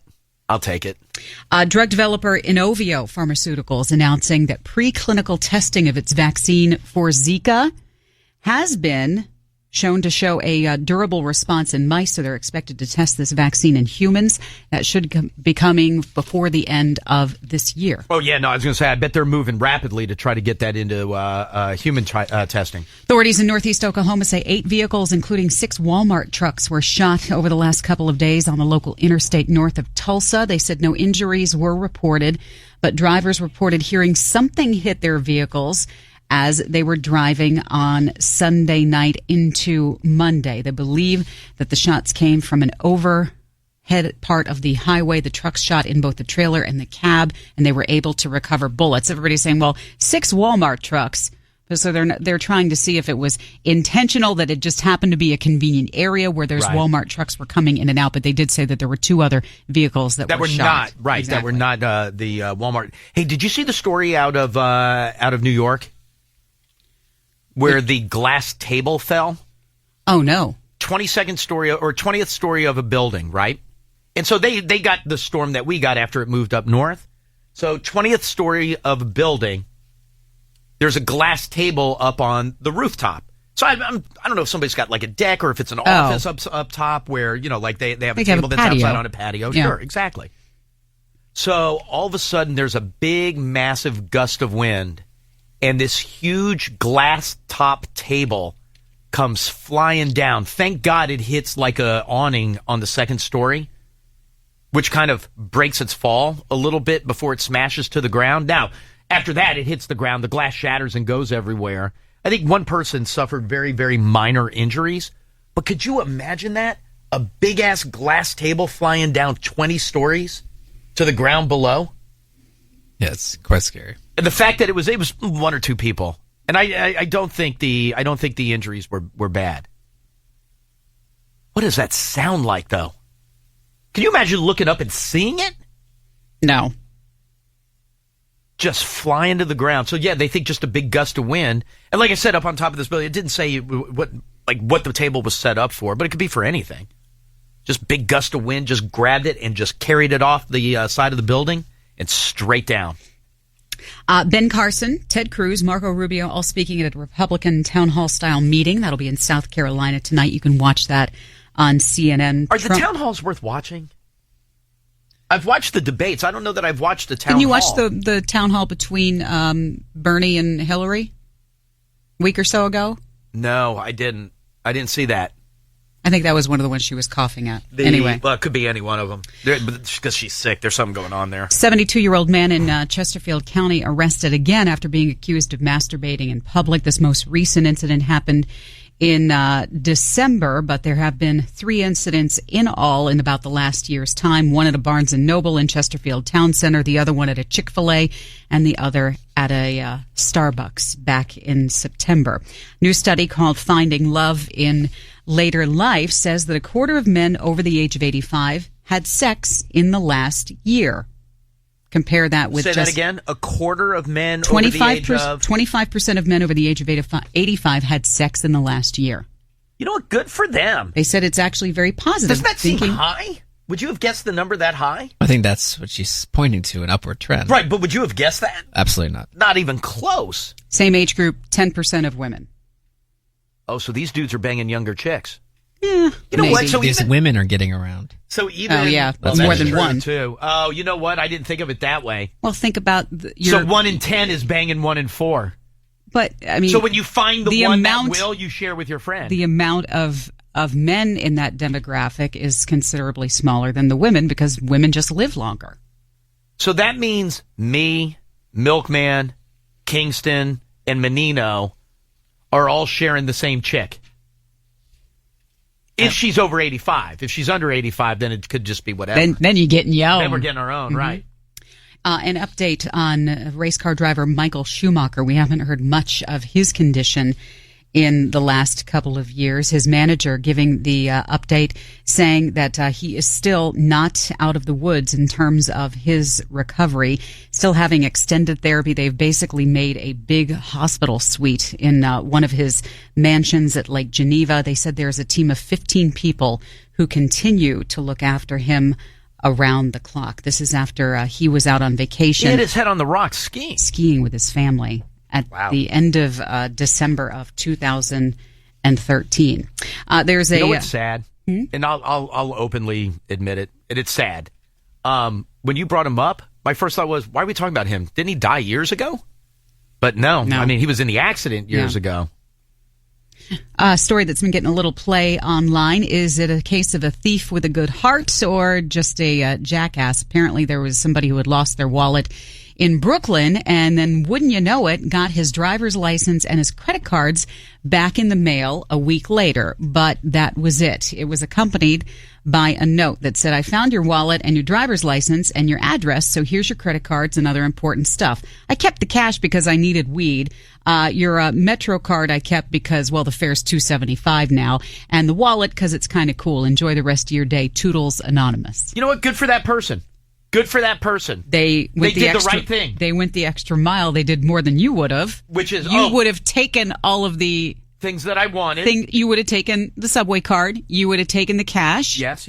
You wouldn't have kept the wallet. Probably not. But you would have tossed thrown it in the trash. You would have tossed everything else. This guy did the right thing. But, and the extra mile for telling him why he kept the cash. Kick in the ass. By the time the stuff arrived in the mail, guy had already replaced everything. Oh well. So. Replace the cash. Medical examiner's office in Baltimore is saying that ECW wrestler Axel Rotten died due to an accidental overdose. According to the information released from the police report, his body was found on the bathroom floor of a McDonald's in Linthicum. They said there was also drug paraphernalia found inside that bathroom. What a horrible way to go. Tax records, I should say, showing that Roger Goodell made $34 million last year. When you look at the last 9 years, that brings his grand total to more than $180 million. That's not a bad run for 9 years. You're bleeding. Am I? Look at your tissue. No, that's the red from the logo. Oh. Yeah, no, that's fine. That's fine. I'll be bleeding later. But yeah, for right now, that's just from the. It's not for logo. a lack of digging. Happy to hear you using the iHeart napkins. Thank you. Pitchers and catchers already reporting. I can tell you that the folks from the Phillies and the Cardinals reported yesterday. Same deal for the Diamondbacks, Reds, and Indians. Looking at the other teams, you'll see the Nationals and the Orioles. Orioles tomorrow, Nats on Friday. The Giants reporting today as well. Giants already named their opening day starter. No surprise, it's Madison Bumgarner. But they didn't even wait for pitchers and catchers or spring training to go. Just like Madison, it's your ball, take it. Nice win for the Caps over the Kings last night, 3-1. The final score there. That's a look at news and sports. Real line 2. Hi, Elliot in the morning. Hey, Elliot, what's up? Hey, who's this? This is Dave. Dave, I have a pair of tickets for you. I'd like to send you to go see Smashing Pumpkins and Liz Phair in concert. That sounds good. So if you can hold tight 1 second, Kaylee will get some info. Don't forget, you're qualified for the grand prize. Some upgraded VIP tickets, plus there's going to be a little pre-show acoustic performance. Grand prize winner also gets their way into that as well. That sounds great. Thanks, Elliot. Appreciate Absolutely. it. Hold tight 1 second for me, please. We'll have more winners tomorrow and Friday. We'll do that again. And then before we get out of here today, once we get to Diane's Dirt, like we did the rest of the week, tickets to see Dave Matthews Band. Those tickets will go on sale Friday for the general public. So it's a little win them before you can buy them this week. Like I said, those will go on sale for the general public on Friday. Facebook.com/EITM online to keep up with everything. Is the Toy Fair in New York over? Is that done? Or is that still going on? Thought it was done. So that's ended already. So so that means if you believe the experts, the toy experts, the 3 biggies that'll come out of there, the Nerf gun, the new Monopoly I hate. What's that? Although there's, you know what? Well, so the new Monopoly. So they're getting rid of let me turn that down. They're getting rid of Monopoly money. So cash is gone. I thought they already did that. No, not that I'm aware of. They made it sound like this new version. Oh, well, there is another part of that, which maybe is different. But the money for Monopoly will be gone, and everybody will have essentially a debit card or a credit card. I think that's already... Is that already done? Yeah. Oh, I wasn't aware of that. It's got the little like ATM thingy. Yeah. Oh, I thought that was because I saw them touting it as part of the toy fair. Well, maybe there's something else in a new edition coming, but I think my nephew and niece have the swipe one. Oh, no kidding. I didn't know that. I don't follow Monopoly that closely. I mean, I'm good at it, but I don't follow it that much. And I guess the value of the properties change based on demand. Does yours do that? Your niece and nephews or whatever? I was being told about it by my in-laws. Oh, I yeah. don't know the details. So I guess the value changes. Yeah, the electronic banking version is available. Oh, okay. But maybe this might be idea. something else. I had no clue. Like I said, I don't follow it that closely.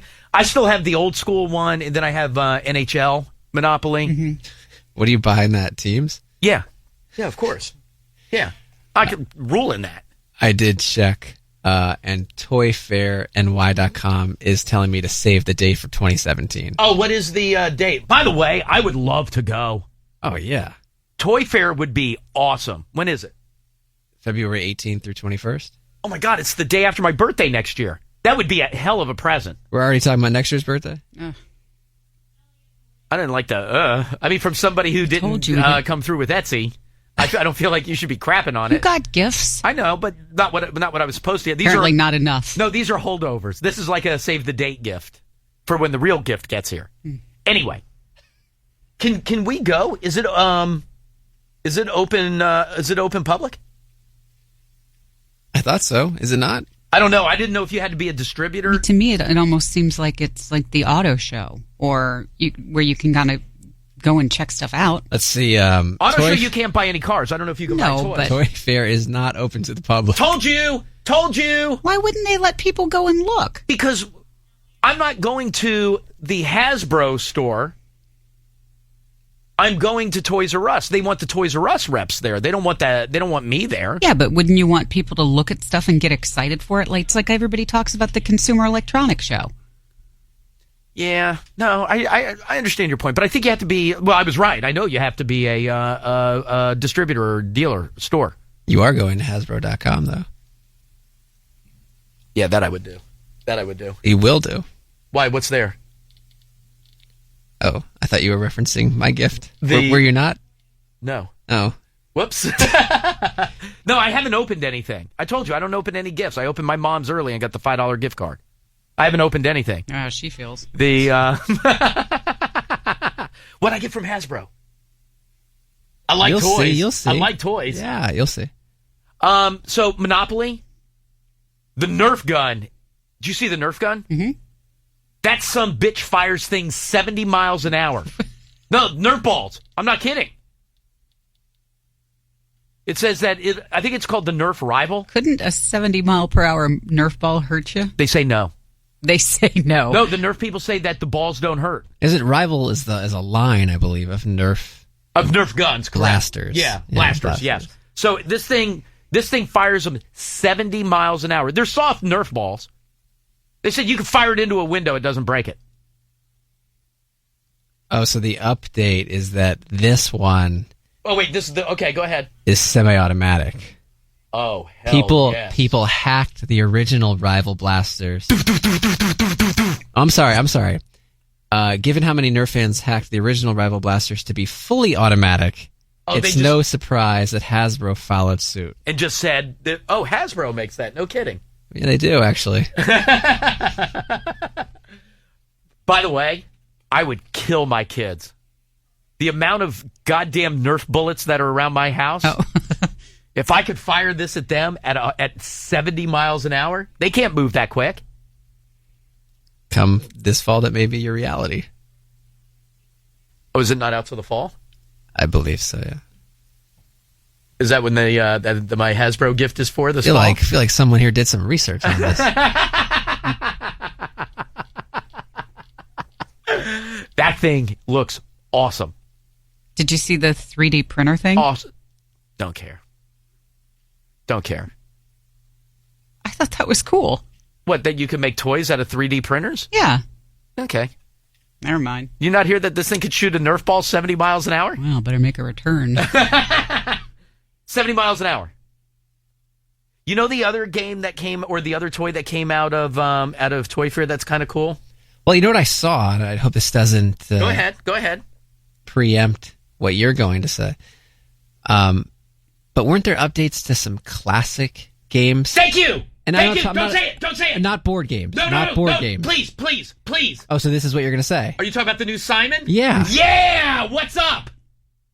Did you see the new Simon? I'm looking at it right now. People went crazy about that because clearly you're looking at some retrospect that's going over like all the highlights. Right. But when that first was revealed or shown, Twitter went crazy. Oh yeah, no, I didn't follow every single day. No, I read an article yesterday that was like, here are the big takeaways from Toy Fair 2016. Simon. So it's a circle. Simon is a circle. This is like Ferris wheel. It looks like a Ferris wheel. Yeah. You don't even have to touch it. You just got to get your hand close to it. You know who rules at Simon? I bet you. You're right. Oh, I love Simon. Simon is good. And then what is the... Is Diane good at Simon? If I had to bet... Horrible. We have one now. I don't play with it. I picture her being Charlie in the Always Sunny Christmas special. Red, blue. I'm out. Yeah. You know what else you suck at? Tell me. Bop It. I haven't played that. It's Simon, but different. I know we haven't. I haven't played it. But Elliot knows you suck at it. Yeah. Do you suck at Simon? Yes. So let me tell you, Bop It, you're 1,000 times worse. When I had the original, I ruled at that. Spin it. Bop It. Spin it. Oh, it's awesome. I'm good at Bop It. I kill at Simon. And now that you don't even have to touch it, and can I tell you what the difference is with this one? Like I said, it's like a Ferris wheel? Yeah, so you're paying attention so you again. Just pass your hand over it, right? No, well, not really. This says it just requires players to pass their hands over the arches to repeat the pattern. You stuck your hand in like that. It's on the outside. Inside. It's on the outside. No, the blue is on the inside because it's on the bottom. But you get facing your hand up. right here. No, you got to put it in the circle. Listen to me. It's a different visual than looking down. You understand what I'm saying? Mm-hmm. Like looking down, you're over here. Looking up, you're working this way. I can't even imagine. I don't know how many progressions they build in, but with that frame of reference to use versus the look down on a table frame of reference, 150, 160? That you're getting to? Probably. Mm. What's your highest on Simon? Real Simon? I remember. I know. 3. No, it's better than that. Green, blue. You know, Simon is also brought to you by Hasbro. Oh, did you get me the new Simon? If there's something left over, maybe you treat yourself. To a cup of coffee? Coming this fall. That toy's not out till the fall either. Did you see it, though? This is like a half birthday gift. What? In the future. What else did you see from the classic one? Simon is great. Now there's one other one, and now I'm completely blanking on it. I was trying to find it. There's something like did they do something to Battleship? Oh, I don't know. I was asking. There's something like Simon that was a hands-on game. Bop it. Oh, spin it. No, there was something else. Diane can't do that one. I've heard. At this point, you've lied so much about it. I've seen. She's awful. Kaylee, are you good at Simon? You were pretty good? Have you played Bop It? I bet I kick your ass and Bop It. I haven't played recently either, but I know I kick your ass. Usually kids are better at toys. Yes. Amen. Turned 18 today. Our friend from earlier in the week has one of the rival blasters. Wait, who's that? The family that knows that cousin. Oh, the one with the tattoo on her, right above her pubic hairline. God, is she hot? I'm sorry? Oh, there it is. Do they fire it? Is it the chick? Oh, no, so they're just showing me a picture of the gun. They got 3 of them. Do they really? Wait, I thought it's not for sale yet. Or these are have the modified. No. This is remember I told you this is a new addition to the line. Right. Oh, okay. So I've never been more well versed in Nerf. So this is and HasbroToyShop.com. So this is somebody that went back and kind of they may have fabbed they may their have. own. I mean they have Fabbed, at Diane, least. not fab. She just struggled. That's with what Bowserman near did rhymes. to Vanity. Yeah. So I don't know if they've done any aftermarket stuff to it. That's pretty good. That's pretty good. What was the other thing? I don't know. I saw the Simon. Is it the monkey that walks on its back legs? That's kind of creepy. What's looking. that? It's a remote control monkey that walk, but it doesn't just. It puts RC like remote like. I'm trying to like. There's like remote control Optimus Prime, remote control Bumblebee. There's remote control everything that walks. The monkey is awesome. The monkey is great. Was it the Barbie Dream House? No. What am I doing with that? Unless I'm making it out of a 3D printer. It's voice commands. Don't care. They also made a big deal about like the female Star Wars figures. That's cool. That's fine. I'm good with that. You mean the new Princess Leia? The new Princess Leia. Yeah, there's a couple of other ones in there too. Mm-hmm. Which is cool. No, there should be. There should be some. Girls are allowed to like Star Wars. Jackie likes it. Marley just bought the Lego Darth Vader. Did she really? I was like, really? The 10-foot one? No. Oh. Like a foot tall one. Does she need someone to hand her pieces? Donna will come over. Right out of the Goon Squad. Where am I going, Kaylee? I want Diane to have to deal with a 10-foot Lego structure in her home. Hi, Elliot in the morning. Hello? Hello? Hold on. Hi, Elliot in the morning. Hi, I was going to the toy fair. Wait, last weekend. I'm sorry. Say that again. I feel like I caught you mid thought there. I was going to the toy fair this weekend, but it was too cold, so I didn't go. But you have to be a retailer or a wholesaler or a distributor. Yeah, right. It just can't be me going in there to just kind of look around. No, because they're actually selling the merchandise that you're going to buy, so it's all going to be at prices that they don't want industry people to know. So I'm going to see that. I'm making up numbers, but I'm going to see that Simon sells for $1 to Toys R Us, but when I walk in there, it's going to be $8.99. Yeah, and because I have a store, so I'm going to actually write that order right then. When I see that merchandise, I'm going to write that order.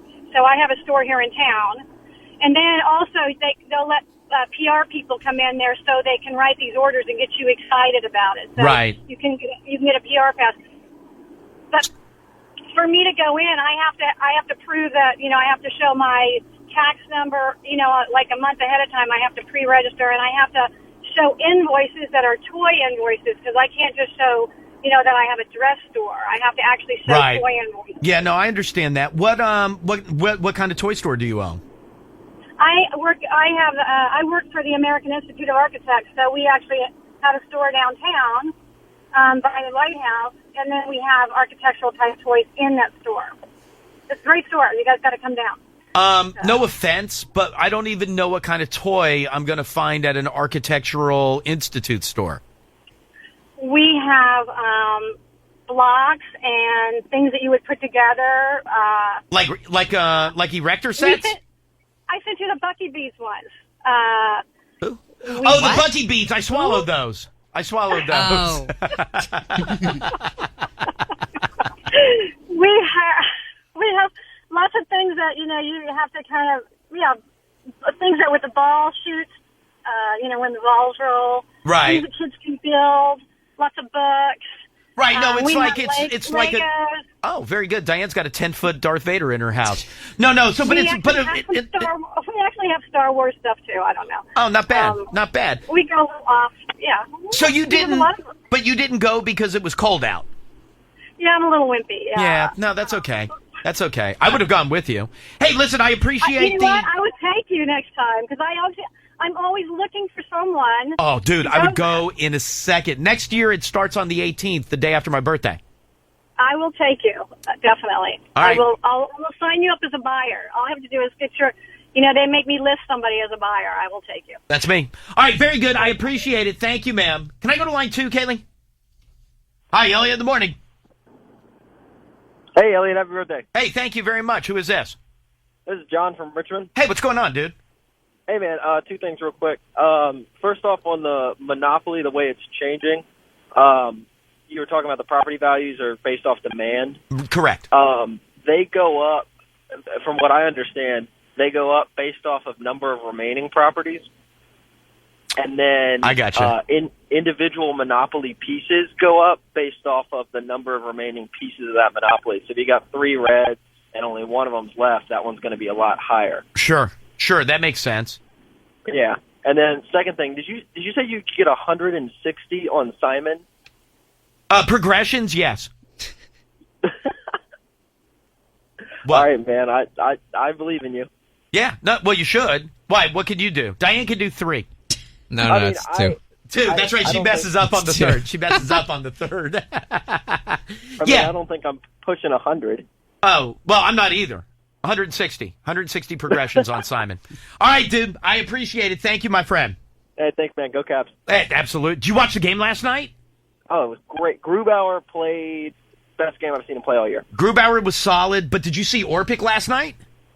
I was pleased, man. He looks good. He Dude. doesn't look like he missed anything. Missed 40 games and he came back. He was throwing the body around. He looked really good. He looked really good. I was impressed by him and Grubauer, and I think Justin Williams played really well. Yeah, he looked good. As well. He looked good last night. All right, dude. Hey, listen, I appreciate it. Thank you, bro. Thanks, man. Later. I like that. I like that Monopoly, though. Are you good at Monopoly? No. I haven't played in a long time. I always liked it. This will answer the question. When you landed on that square where it was $200 or 20% of your value, what did you do? I don't remember. What did you do? I don't remember. Everybody remembers. $200? Yes, that's bad. You should always know what your value is at any given moment so you know which one is the better move, the $200 or the 20% of your value. And it used to annoy everybody when you would stop and go, hold on, I have to add everything up. And That they go, would have dude, been just pay you. the money. Just pay the money. I'm like, no, I don't just pay the money. I figure out which is better for me. You show me the money. Absolutely. That tells you right away whether you're playing with a good Monopoly player or a bad Monopoly player. Or if you're just the annoying guy. No, that's not annoying. In general. Knowing what... Oh, I'm 100% annoying in Monopoly. And Jenga. And general. Not general. Jenga, yes, but for a different Did reason. Diane miss when I just said in general? Yes. Okay. Yes. No, Jenga, I get gassy. Say again? Jenga, I get gassy. I can't play Jenga without farting because my stomach gets going. I think someone just erased Diane's memory. Simon like from did. this point Wait, forward. what's wrong? What's wrong? What do you remember anything from before this sentence? Jenga, general. You know what this is? You know what this is karma from? Me not getting you enough gifts? No, I wasn't even going to mention that. I 6-7 times enough. No, now I forgot what I was going to say. God damn it. Oh, the Men in Black got you too. No, it even goes back before Charlene when you were calling her Charlotte. What was the thing earlier this morning where you weren't where you weren't paying attention? What was that? What was it? I wasn't paying attention, so obviously I wouldn't be able to cite that. No, now I remember. This all goes back to Droniversary. That's where this all How goes is that back me to. not remembering because something? you came in, punched, and then we're like, all right, I'm out. Explain what Droniversary is. She doesn't remember. It was a year ago, not 2.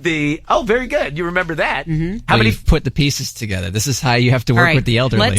Can we take a break so I can do a stroke test? You're like Hillary Clinton. We got that tip from IMG12. Or no, was it? No, it's TNA. TNA. No, TNA sent us the photos of the 14-year-old. Is Diane having a coughing fit? Oh, no, you told her she fixed it. Sort of. Oh, jeez. It's been a bad day. Let's take a break. Maybe you should get her a present. All right, let me do this. What do I have left here? Oh, I know what I got to do. All right, let me take a quick... birthday extravaganza. Right. Well, that's been going on all day. You never know if a surprise I didn't know is if there was gonna like roll a in. big finish. No. I like to downplay it. We have all these guests standing in the hallway who are going to come in. No, you know No, what? those are I the don't- people that are going to set fire to his car. It's a different line. All right, let me take a quick break. It's Elliot in the morning. It's time for Line 1. Hi, Elliot in the morning. Yes, hi, Elliot. This is Diana in New Orleans. How are you? And we'll call you, wish you a happy birthday. Well, first of all, that's very kind of you. Very kind of you. Are you our House of Blues lady? Yes, I'm Mama D from the House of Blues. Yeah, that's what I'm talking about. How are you? I'm fantastic. How about you? I am excellent, thank you. I thought of you. I thought of you. Was it last week? The week before? With all the Mardi Gras. yeah, with the parades and everything going on. I thought yes, of you. it was great. It wasn't crazy, but it was great. I loved it. It was more subdued than usual because it was early. Oh, is that That's true? why. Because I mean, just so you know, outside of New Orleans, it still Yes. looked like a cluster F and a massive party. Well, it's a lot of people, but it wasn't out of control, which is great. Oh, that's good to I hear. loved the Mardi Gras this year. Yeah, it was That's awesome. Good to hear. Well, How's, I just want to sing happy birthday to you. Okay. did you say sing? Yes, sir. You know what? Happy birthday to you. Happy birthday to you. Happy birthday, dear Elliot. Happy birthday to you.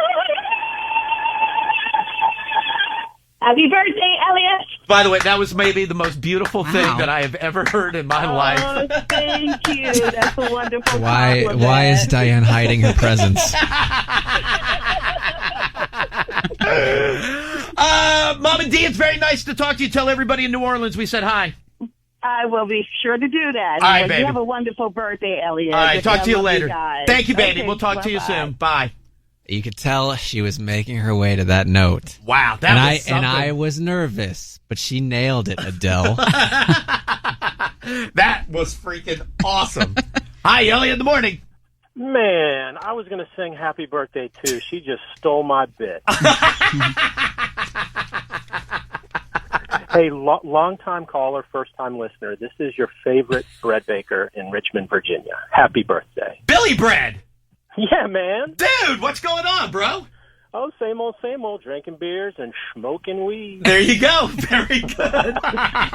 Hey, I did pre-order you some Willie's Reserve. Should I just send that right to the station or send it to the kids, to the house, and put it under one of the kids' names in case there's any legal implications? All right, dude. Hey, Billy, we'll talk to you soon. Thank you, bro. Take care. Have a great day. Good to talk to y'all. Talk to you later. Who is that? I feel like I know the name. You certainly recognize her. She was yesterday's playlist picture. Oh, hello. Yes. Yes.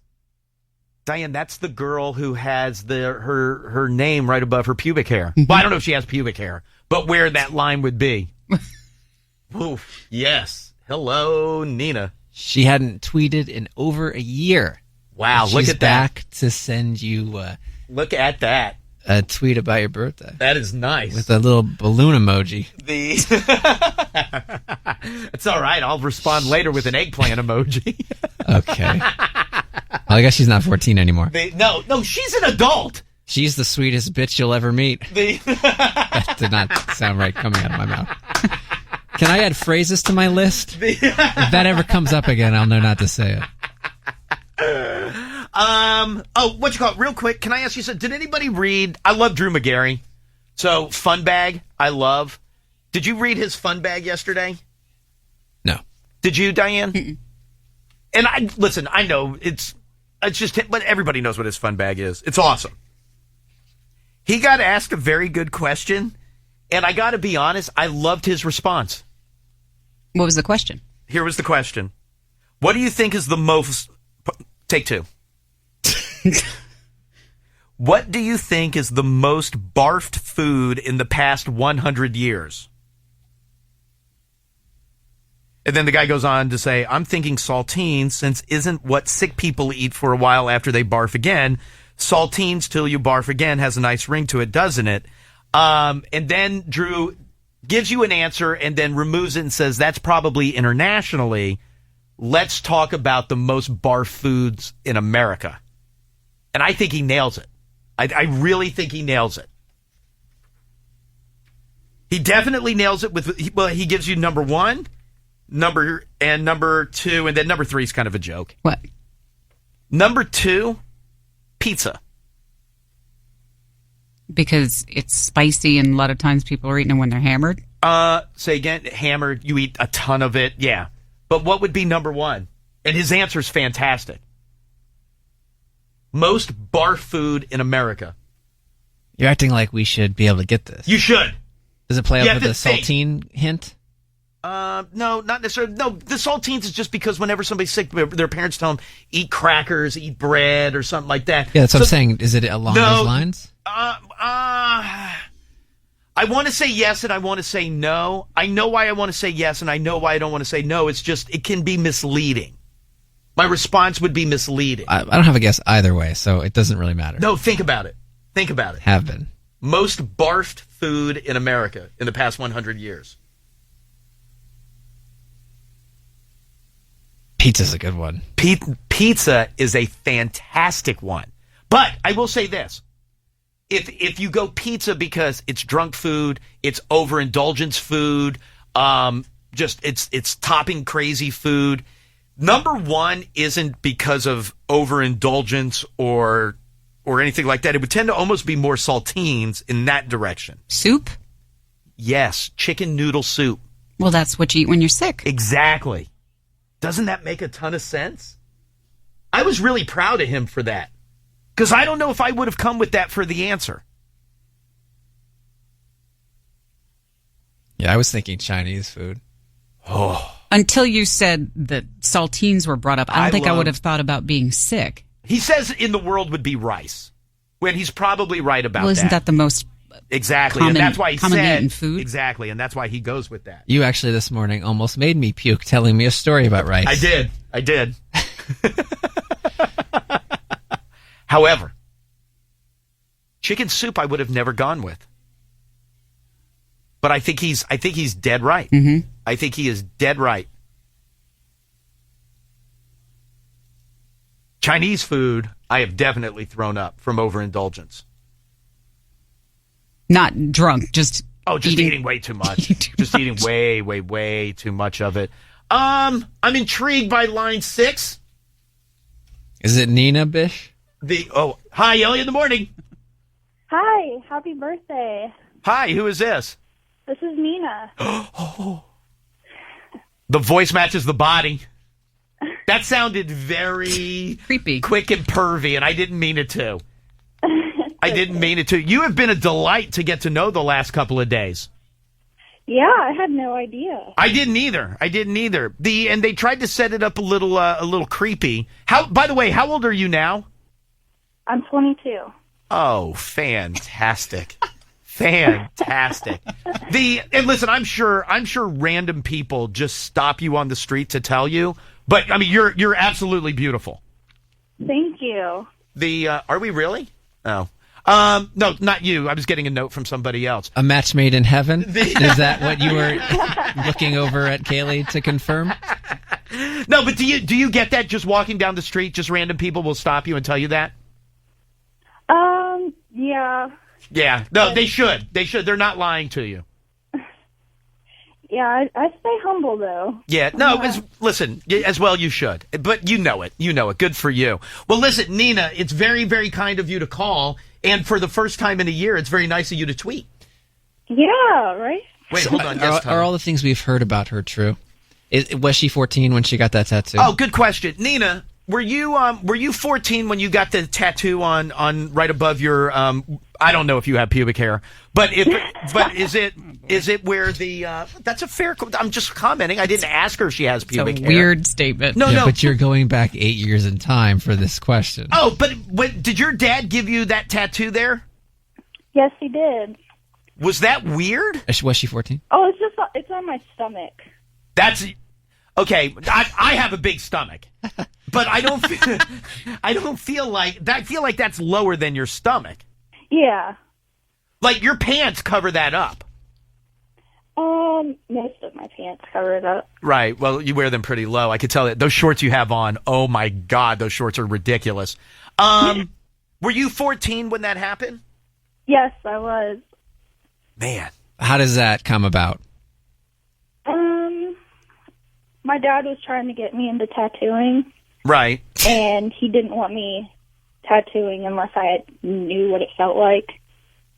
And so my mom found out about it. She actually found it. We were trying to get it low enough to where she couldn't see, and she was really upset. By the way, that's hard to hide.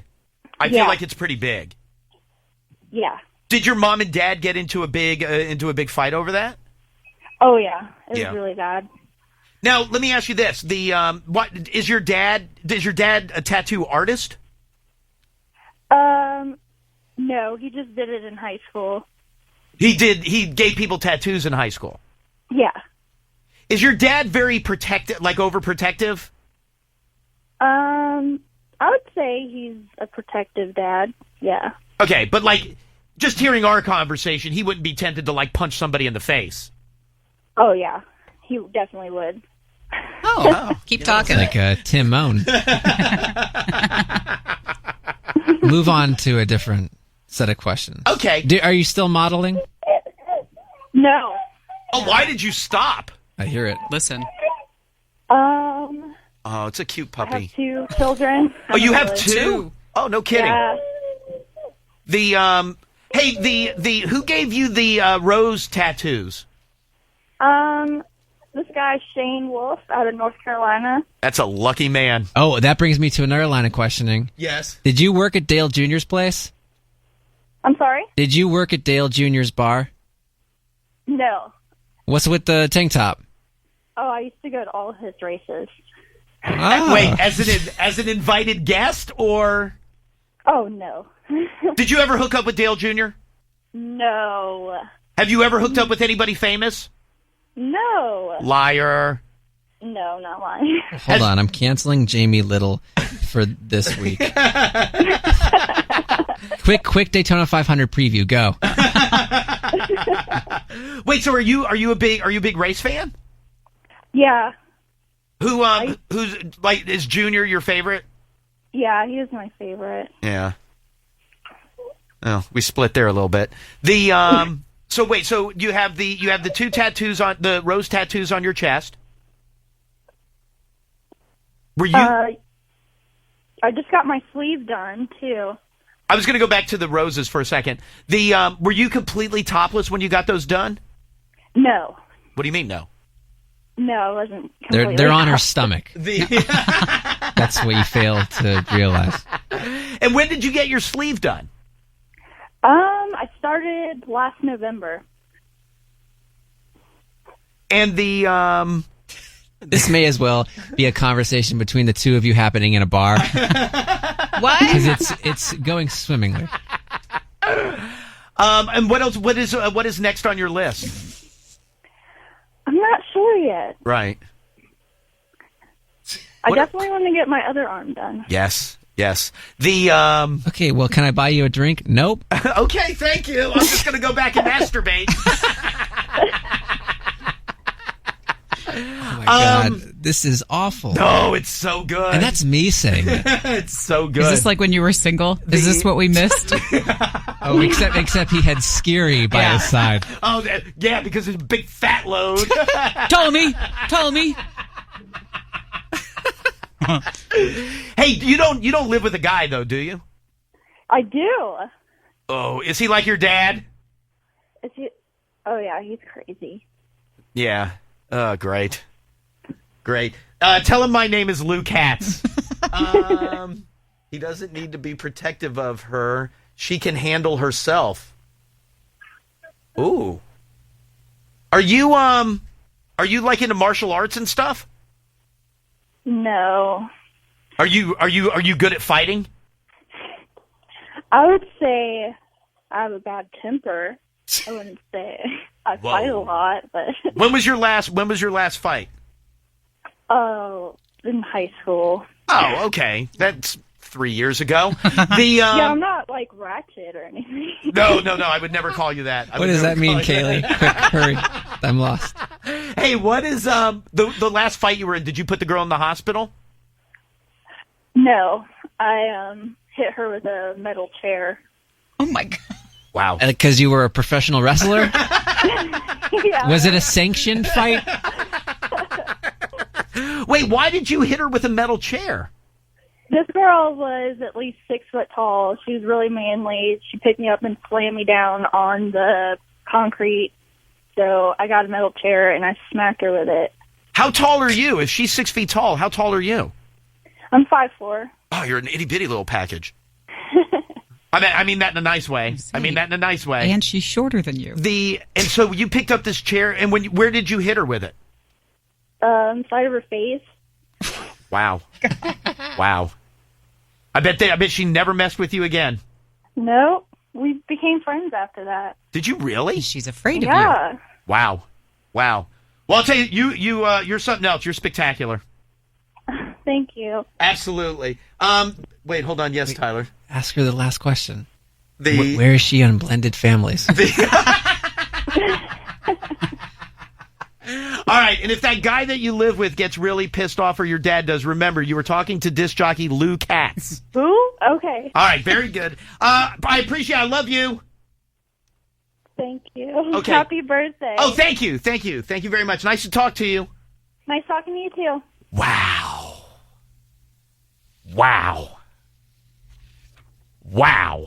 That's a supermodel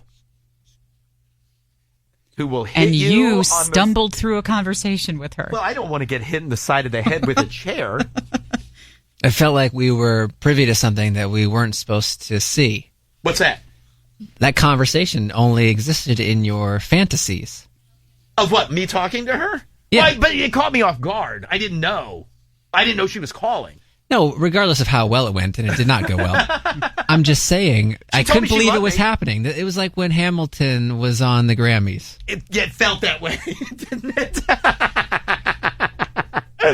Oh, you know what? Let me follow that. Let me go from one supermodel to another. Hi, Elliot in the morning. Hi, this is Joan the Moan. Happy birthday. Right on, Joan. Thank you, baby. By the way, why is it I can talk to Joan like I'm the greatest lover in the world, but I couldn't get through the other one? I think you're the greatest thing that's ever happened since sliced bread. Thank you, Joan. Thank you. You know how to get to a man's heart. Joan, what Through is his stomach? I hear you have a big one. Elliot. What? Why are you grabbing your heart? Why? I didn't want... That wasn't directed at the phone. No, of course not. No, you referenced a larger stomach on the last call. Yeah, no, just in space, not in size. You have Elliot has a large torso. And an enlarged heart. My heart does hurt, though, today. And clogged all of a sudden, arteries. like, you grabbed it. Yeah, no. Well, because I talked to that girl. Oh, my God, my body is racing like You that. can't talk to a woman without having, like, weird, You have like, no heart idea palpitations. the blood that's flowing through my system, Diane. Oh, my God, it's crazy. And Sarah Tiana on Friday has canceled. She's worried about throwing that southern drawl around you. Joan, thank you very much for calling to wish me a happy birthday. Whoa, you all right? Yeah. You all right? I figured you were going to ask me to give you a birthday belch. You know what? Yeah, give me another one. Give me another one.